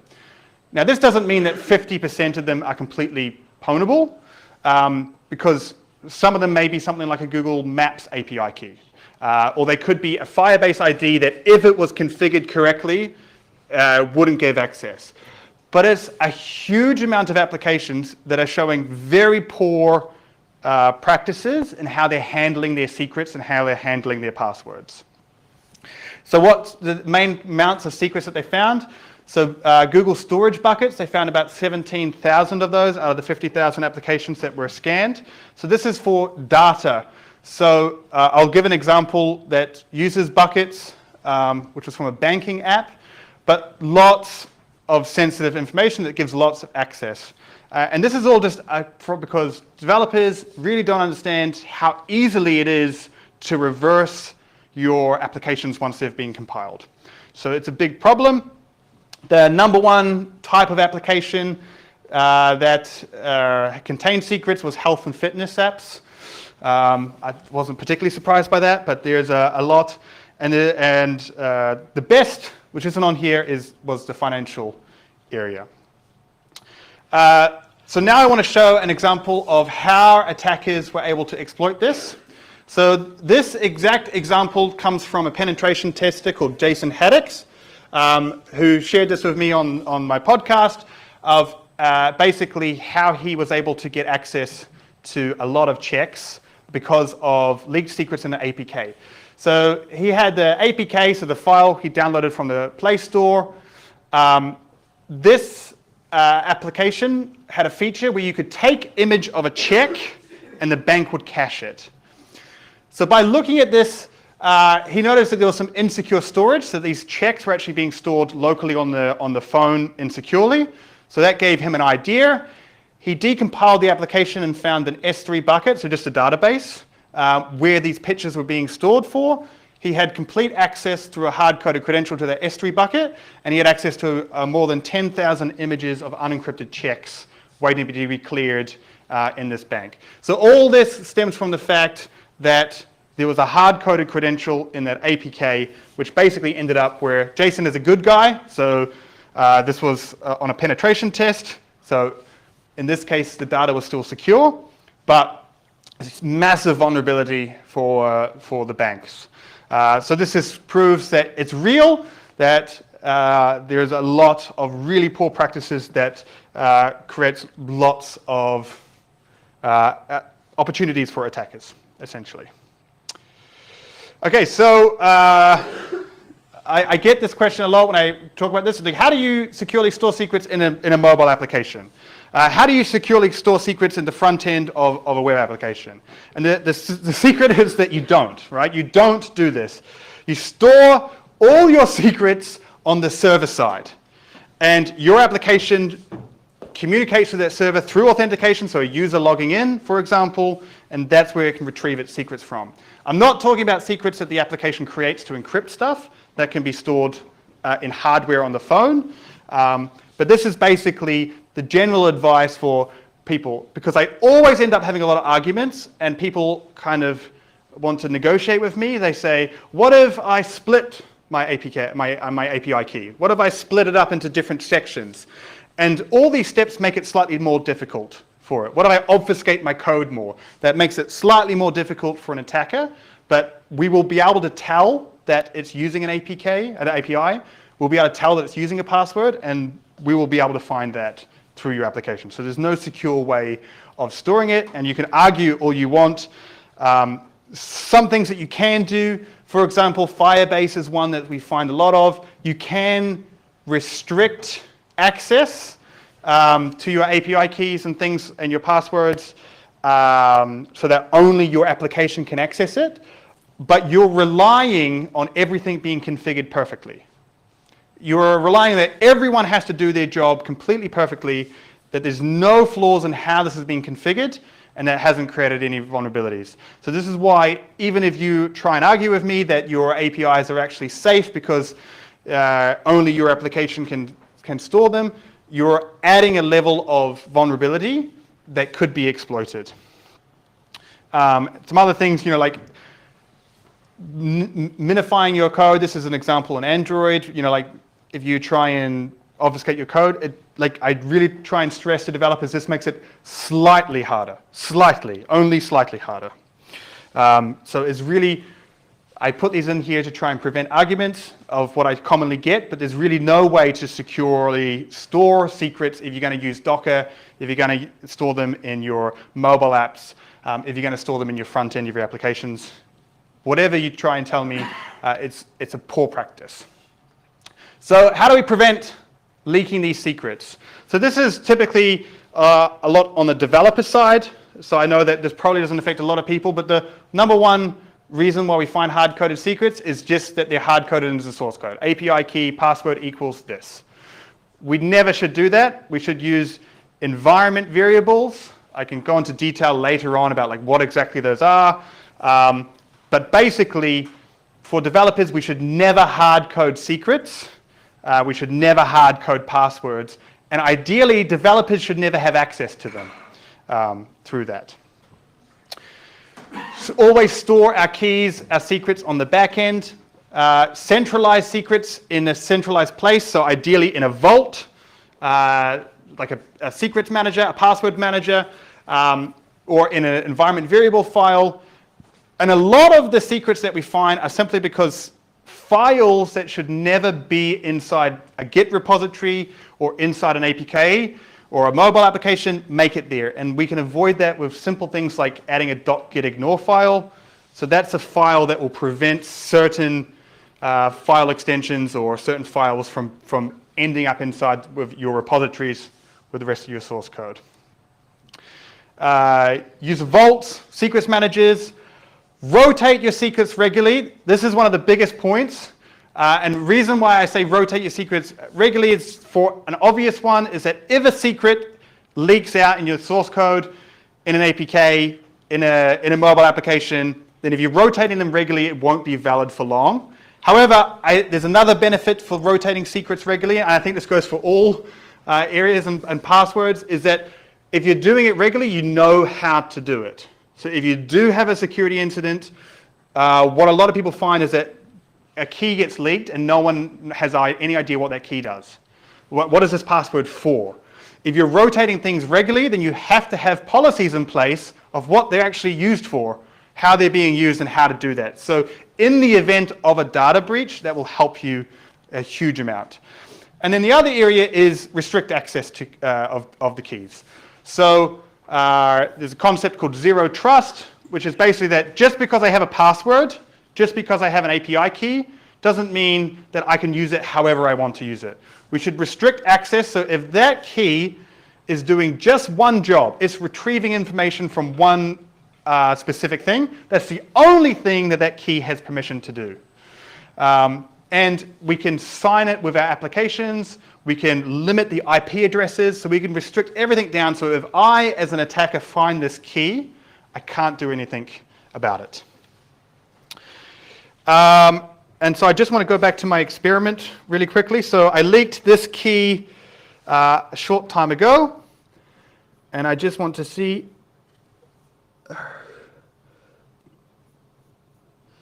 So here, maybe a little bit hard to see, these are all the requests and the IP addresses. We have the IP address from all the people that are using it. These are the tools that they're using. So Trufflehog is an open source tool to find secrets.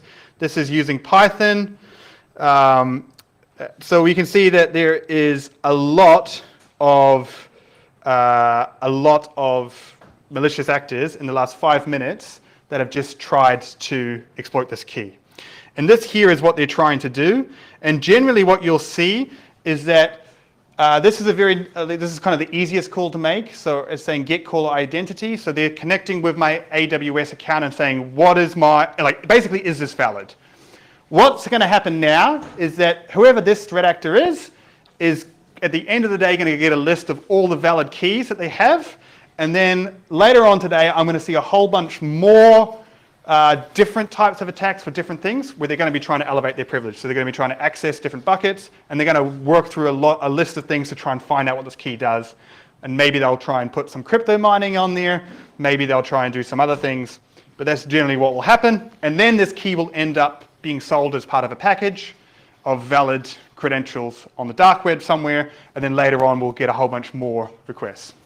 So yeah, don't leak your keys. So thank you. I hope that was interesting. I'll take questions.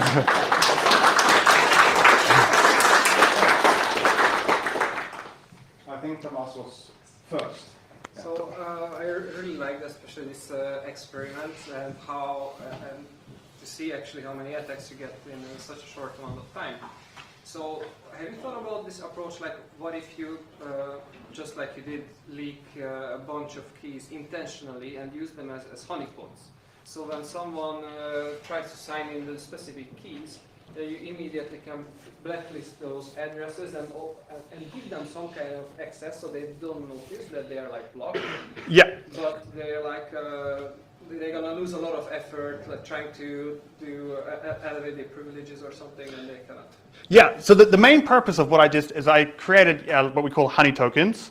And the main idea of those is that I would put those AWS credentials in my infrastructure or even in my tools. And I should know that no one should ever try and connect with those keys. So I know that 100% of the attempts are malicious. So then I can put lots of things like I know someone's inside my Git repository, like a developer's account's been compromised, or my CI/CD pipeline is compromised.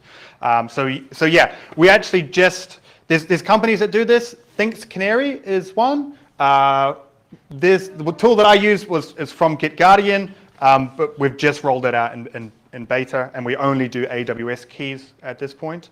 But that is something we're looking at doing, extending this. Yeah. Was it the left side menu? It was honey tokens beta, right? Yeah. Honey tokens beta. Yeah, that's it. Yeah. But one of the cool things that we've done is we've got this. We did this little experiment. It's called SAS Sentinel, and we've leaked the honey keys in all of these different services. And the idea being is that none of them have been breached yet, but the idea being is that if our honey tokens get triggered, then we will know that these services have been compromised. So it hasn't happened yet, but it's a little experiment that we have going on, so hopefully that will happen. I have a connecting question. There are many questions there. Well, you get to pick my questions. Jim? Yeah. The format of the keys that you showed us looked like they were all like base 64. Do you handle other formats like UUIDs and things like that that are used as keys? Yeah. In terms of like detection or honey tokens or? In terms of detection. In detection. Yeah. So we have specific detectors and generic detectors. So we find 350 specific detectors. So for instance, an AWS key starts with the same 4 characters. It's a certain amount of fixed length. So we use regular expression to find it and then validate it. So we have 350 scripts, let's call them scripts, that will search for those specific detectors. We decode anything we can. So if it's wrapped in like base 64, we will decode it. And then when it comes to generic detectors, like a generic high entropy string, 90% of like a high entropy string is going to be something like a unique identifier that isn't necessarily sensitive. And it will create a huge amount of noise if we detect it on all of those. How we generally deal with that is that we capture them all, and then we run through post-validation to try and figure out if it's a secret or not. And we plug it back into a machine learning model to try and improve this. We think we're at about 70% true positive, but it's very hard to get accurate information on high precision and high recall without knowing, like 100%, because maybe it was valid, it's not anymore. There's lots of components, but we have lots of things, but it's difficult when it comes to generic things. Yeah, thanks for the interesting talk. I was wondering regarding your advice to rotate the keys regularly from the user perspective, considering the developer as a user. Will this, what do you think, will this increase the probability that one of the keys will be leaked one day if you rotate that all the time?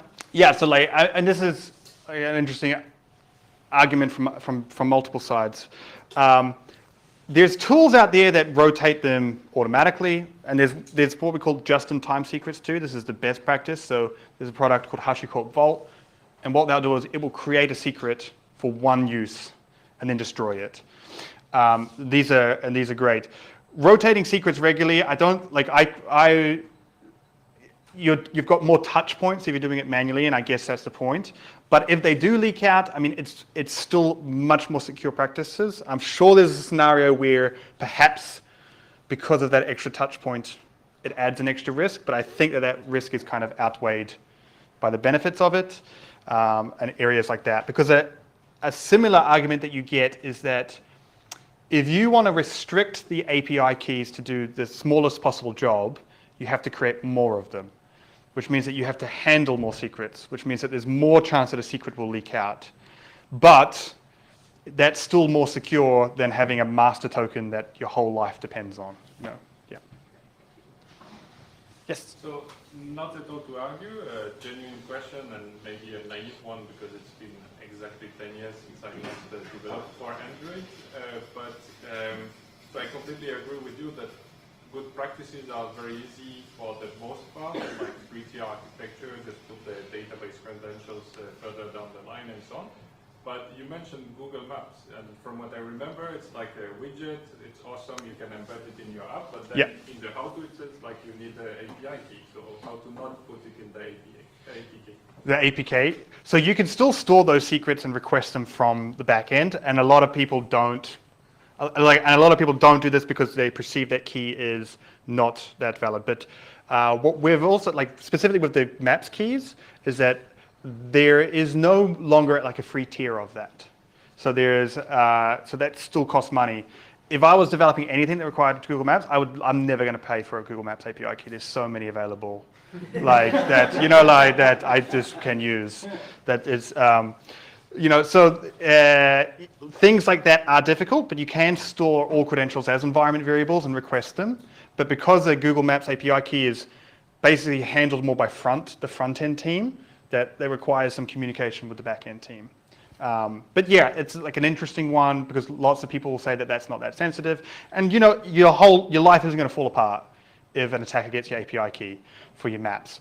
But I feel like just in terms of good coding practices, treat all API keys the exact same thing because it still can run up a bill. So it's not that it all has to be server-side, but it's kind of okay if at least we download it in time, just in time. Yeah. Are anyone that has to run because you have a plane or anything to catch? No? Okay, that's a good thing. I will, if that's okay with you, Hazel, I will suggest that we do 10-15 minutes so people can go outside and talk to Mackenzie and then Hazel can get ready for the very last official talk at PasswordsCon today. And thank you again, Mackenzie. Thank you.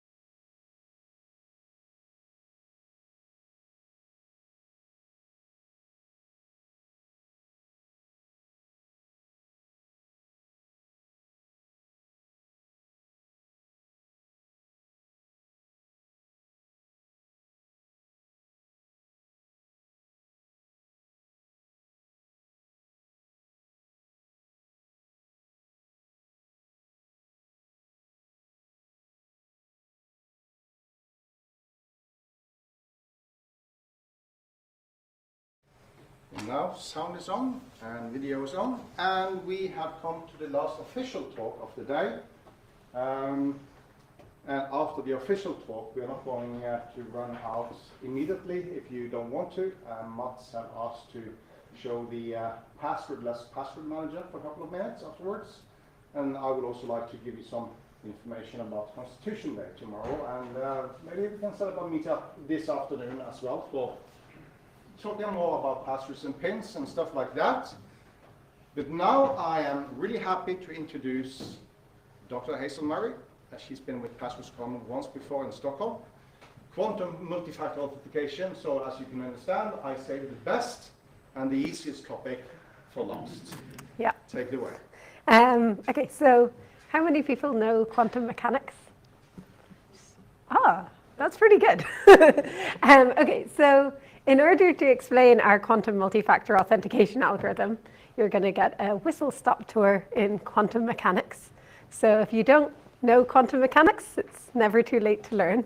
So yeah, this is my plan for the talk. I'm going to introduce quantum mechanics and then talk about like a simple authentication protocol using quantum computing, and then talk about our authentication protocol using quantum computing.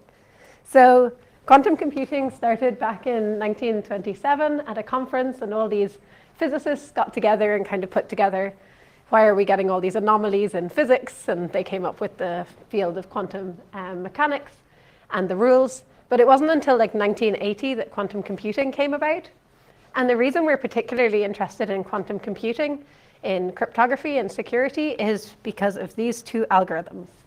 So the first one is Shor's algorithm, and it can basically easily factor large numbers.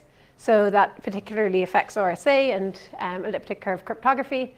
And it theoretically has the power to reduce RSA.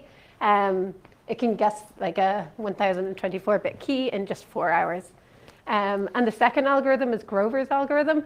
It's not quite as effective. It's kind of basically a quick file search algorithm. And it can reduce the time to solve like a SHA-256 hash to 18,000 years. So we're not too worried about this one. But the Shor's algorithm is actually an issue. I mean, I say theoretically. Basically, we can theoretically do it, but we don't have like the quantum computers yet to actually do it. But like the estimate is maybe like 5 or 10 years time. So if you imagine all the cryptography that's using like RSA or elliptic curve cryptography, all of that's going to be vulnerable potentially in 5 to 10 years time. So there's probably you've heard about post-quantum cryptography, and that's looking at classical solutions that are going to work in a like against quantum computing. But what we're interested in is quantum has these really cool properties. So what we want to know is whether we can build like new cryptographic protocols that are based on all these cool quantum properties. So what I'm going to do is I'm going to try and explain each one. Yeah. So the first thing is a qubit. So it's essentially the quantum equivalent of a bit. So a bit can be 0 or 1, but a qubit can basically be 0, 1, or any value on a sphere. So it can be like some proportion 0, some proportion 1, somewhere in between. And we say that it's in superposition if it's not 0, not 1, but somewhere in between. But the cool thing about a qubit that's in superposition is that it's in this kind of somewhere in between unknown value until we measure it. And when we measure it, it needs to decide whether it wants to say that it's 0 or 1. And that's actually what's meant by like a this is just to say that the superposition is represented by a wave function. But that's actually what's meant by Schrodinger's cat. The kind of analogy that you have this cat, that it's in a box, you don't know whether it's dead or alive, it's not until you open the box that you know. That's the idea that it's in this superposition. We don't know what it is, it's not until we open and measure that it's either dead or alive. So I don't think it's a particularly good analogy, but that's what it's trying to kind of explain. So yeah, so when we measure, we find out what like it has to, we say it collapses, so it collapses the wave function. So previously it was a wave function like some proportion 0, or like alpha proportion 0 and beta proportion 1. And when we measure it, it collapses, and it will go to 0 with the probability alpha squared, and it will go to 1 with a probability beta squared. So it's like probabilistic, basically. And, oh yeah, the other thing, oh yeah, that's Schrodinger's cat, yeah. The other thing I just wanted to mention is that when we measure, we say that we measure with a particular basis. All that means is if you imagine you're measuring something classically, you're either measuring like speed or distance or something like that. That's what we mean, is we have to measure with respect to something. Usually it's like horizontal or vertical. I thought the cat meant the math was easy. No. There's actually a thing about the cat that it was originally, Schrodinger was trying to explain that quantum mechanics can't possibly work because a cat can't possibly be dead or alive, but we've actually like changed it to be the explanation. But sorry. Okay, so then the next thing is entanglement. So this is kind of what Einstein described as like the spooky property of quantum mechanics. Sorry. So if we imagine we have two qubits, and they're both in superposition, so they're somewhere in between 0 and 1, we don't really know where. And we move one to the other, oh, and we entangle them. So that's the entanglement. And we move one to the other side of the world. You see my graphics? Yeah. Excuse me. And we measure one of them, and we get 1, then we know the other one's going to also be 1. And this is really weird because they're both based on a probability. They were seemingly kind of separate. There's no communication between them. But whatever I measure one to be, the other one will be the exact same thing. And that's like really powerful for like communications and stuff like that. So that's my whistle-stop tour of quantum mechanics. So congratulations, you passed. In terms of quantum authentication, there's 3 different types, generally. So we can use entanglement, we can use superposition, and we can use quantum communication complexity. And the one we use in our algorithm is quantum communication complexity, but the simple version that I'm going to show you is using entangled qubits. So the simple version is that we imagine we have a server. They create these entangled qubit pairs, and then they send one end of the pair to Bob, who wants to log in. Excuse me. All Bob does is he measures the qubit he receives. He gets like a 0 or 1 for each one of these, and then he sends back the code, and that's essentially his one-time pass. The good thing about this is that if you imagine an eavesdropper sitting in the middle, they're not able, like if they intercept these, if they measure them, it changes the state because it collapses the wave function, if you've mentioned. Thank you. So it will be obvious to Bob if someone's eavesdropped on the qubits as they're passed, which is quite a powerful property that we don't get with classical mechanics. But can't they interfere in the communication? They can. So this is why, so there's some flaws with this. So yeah, the last step is that the server measures their qubits and checks that it matches the code that Bob sends back. And if it does, they verify Bob. And there's some problems with this. So firstly, every time Bob wants to log into something, he's going to need a quantum communication channel, which isn't feasible at the moment anyway. The second thing, every time he wants to log in, the server's going to need to generate new qubits and send them to Bob, which again isn't, like, there's a lot of overhead there. And the third thing is that we still need a classical channel, and in particular, we need it to be a secured classical channel. So with the 2 other methods, you already need to have a secure classical channel, which means you already have like a shared key. So that's why it's not ideal. But yeah. Okay, so the authentication mechanism we focus on is based on this paper, which does like a proof of the quantum communication complexity theorem. And we show that it's possible to have it shows that it's possible to have a relationship between classical and quantum bits. And that a verifier can request measurements of the quantum bits, and they keep only the classical bits. Sorry. Just read that yourself for a minute.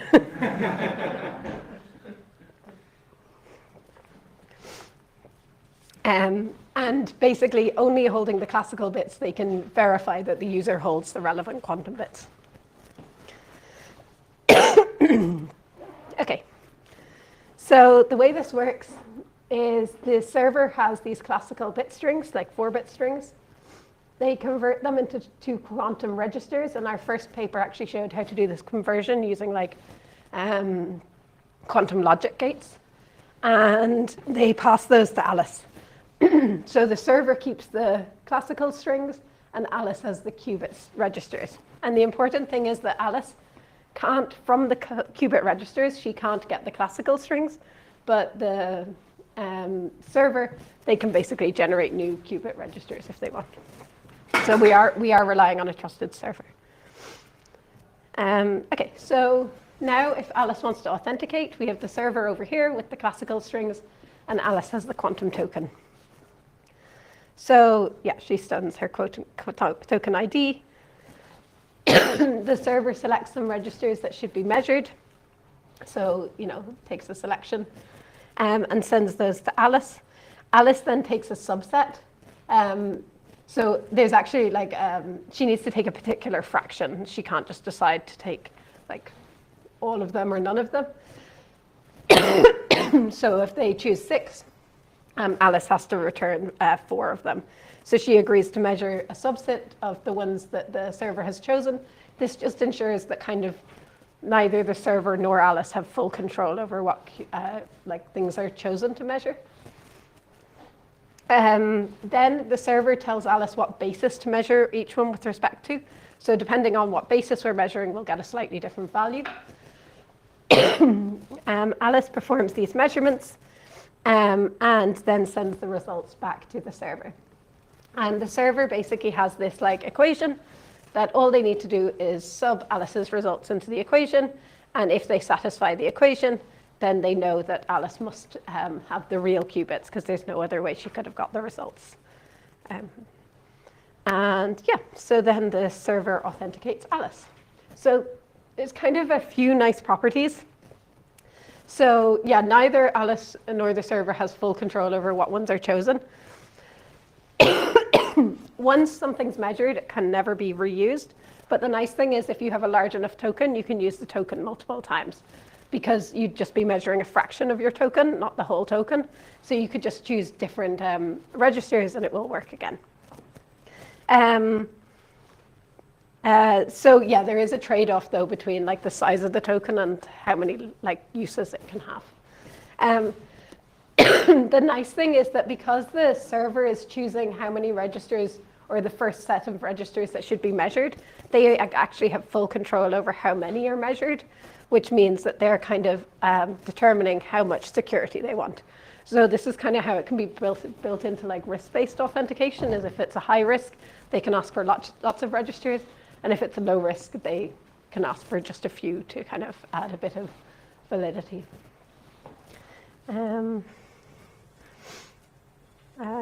Oh yes, and one of the nice things is that, so all the things in purple are quantum and all the things in orange are classical. So there's actually no requirement for quantum communications, which means that so long as Alice holds a quantum token that can do quantum measurements, all the verifications are classical. So it makes it a lot easier. And also, the server, really importantly, only holds onto classical strings, because it would not be feasible for a server to hold quantum bits for every single one of their users. The scalability would just be impossible. I think that was all I wanted to mention. Oh yes, and then the key problem, in case you didn't know what the key problem with this wonderful scheme is that we don't have quantum memories. So in order for Alice to hold a token, she has to have some way of storing a quantum bit in memory that's entangled, because these are kind of made up of entangled and non-entangled bits. No, not entangled. These are in superpositions. So you need to hold a qubit in superposition. And I think at the moment... Yeah, well, at the moment they can hold it for 2 seconds. So long as you can get your one-time code out to someone and back in 2 seconds, it's perfect. So, yeah. Does that require liquid nitrogen or something as well? Yeah, that shouldn't be an issue. Yeah. Silicon vacancy centers for all your users, and yeah, but yeah, it's a minor problem. But the reason it's really important for us to look at this is because you've probably heard that like QKD is like becoming really popular. Like there's the EU is like building a whole quantum key distribution system throughout Europe. But a QKD doesn't have any built-in authentication. Like at the moment, it's all just classical. So if we could come up with a way to do like authentication on like through quantum computing or quantum communications, it could be like built in and attached to QKD. Like, do you know, you need to have the authentication linked to the key distribution. And at the moment, that's kind of an unsolved problem. So that's why it is useful for us to look at authentication, and hopefully in future, things like this will be more practical. Yeah, any questions? Yes. Well, oh, yeah, thank you. And questions, and you can just point at whoever you want to listen to. Okay, so partially you answered my question with the last sentence, because the presentation was mostly a quantum communication channel. So you have a laser, polarized light, you do the measurements. So and you can do like a Bell equality or CHSH equality to check if the shared secret is accurate and there are no eavesdroppers, right? But how can you implement this authentication mechanism without like having quantum memory? So can't you just make it classical based on a quantum shared secret? So the security relies on the quantum level, so it cannot be broken. But then you just use like a traditional means of authentication. Like, how far is this from reality? Because this quantum memory is nowhere near practical levels. Yeah, so if we do it like as like a real time, you know, like I can demo this basically with like I sent the qubits, we do the authentication immediately, and then I get the result. It's just the holding on to the token that's the issue at the moment. But I mean, these things are getting a huge amount of investment. So quantum computing is moving quite quickly. I don't think this in particular, like any solution that requires holding onto a quantum memory is quite a bit away. Like even only recently have they figured out how to do like quantum memories, but at room temperature. And that was huge progress. But like that's still not there yet. So I think probably we're more so looking at things like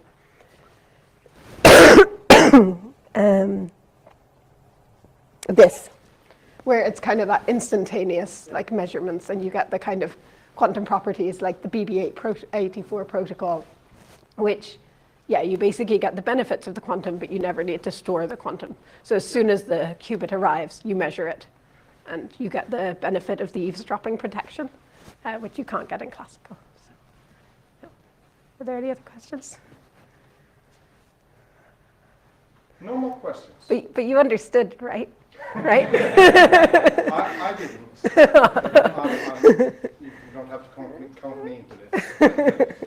Can I have another? Yeah. So what you mentioned is the entanglement-based approach. Yeah. Is the one that is used. So I don't think any of these are used. Yeah. It's just more possible. Right. Yeah. But why I'm asking is because you use an entanglement-based approach, like you create the entangled, it's usually on one side, because the ideal case is that you have something in the middle which sends the entangled bit, so that they kind of arrive together. But the reality is that you have it on one side, right? So you create you split the laser with a special crystal, and one light pulse like travels ahead. But one is immediately measured there on site. And that means that the photon then is not traveling in an entangled state, because as you do the measurement, the other particle immediately becomes the state that what you measured on site. So you cannot store this as a quantum information anymore, because it becomes classical. Yeah, the problem is at the point that you do that, it's susceptible to eavesdropping then. Yeah. Yeah, so you kind of lose the benefits of the quantum, other than like the random generation, which is kind of like useful as well, because you kind of have this intrinsic probability that kind of allows us to get nicer randomness-ish. Then how do you like stall the measurement on your side? Because if you don't measure and you like circulate the entangled photon in, I don't know, what's it called, in a cable? Yeah, like I didn't, yeah. So as long as you don't measure, you are good, like then the state is still in quantum. Yeah, but it decoheres, so that's the issue. Yeah, that within 2 seconds it will decohere. So nothing wants to be quantum, it wants to be classical. So it kind of, if you leave it in a superposition for too long, it will naturally want to become classical, and the superposition decoheres within 2 seconds, yeah. I meant to say optical, okay. Right. Yeah. Okay, once again, thank you, Hazel.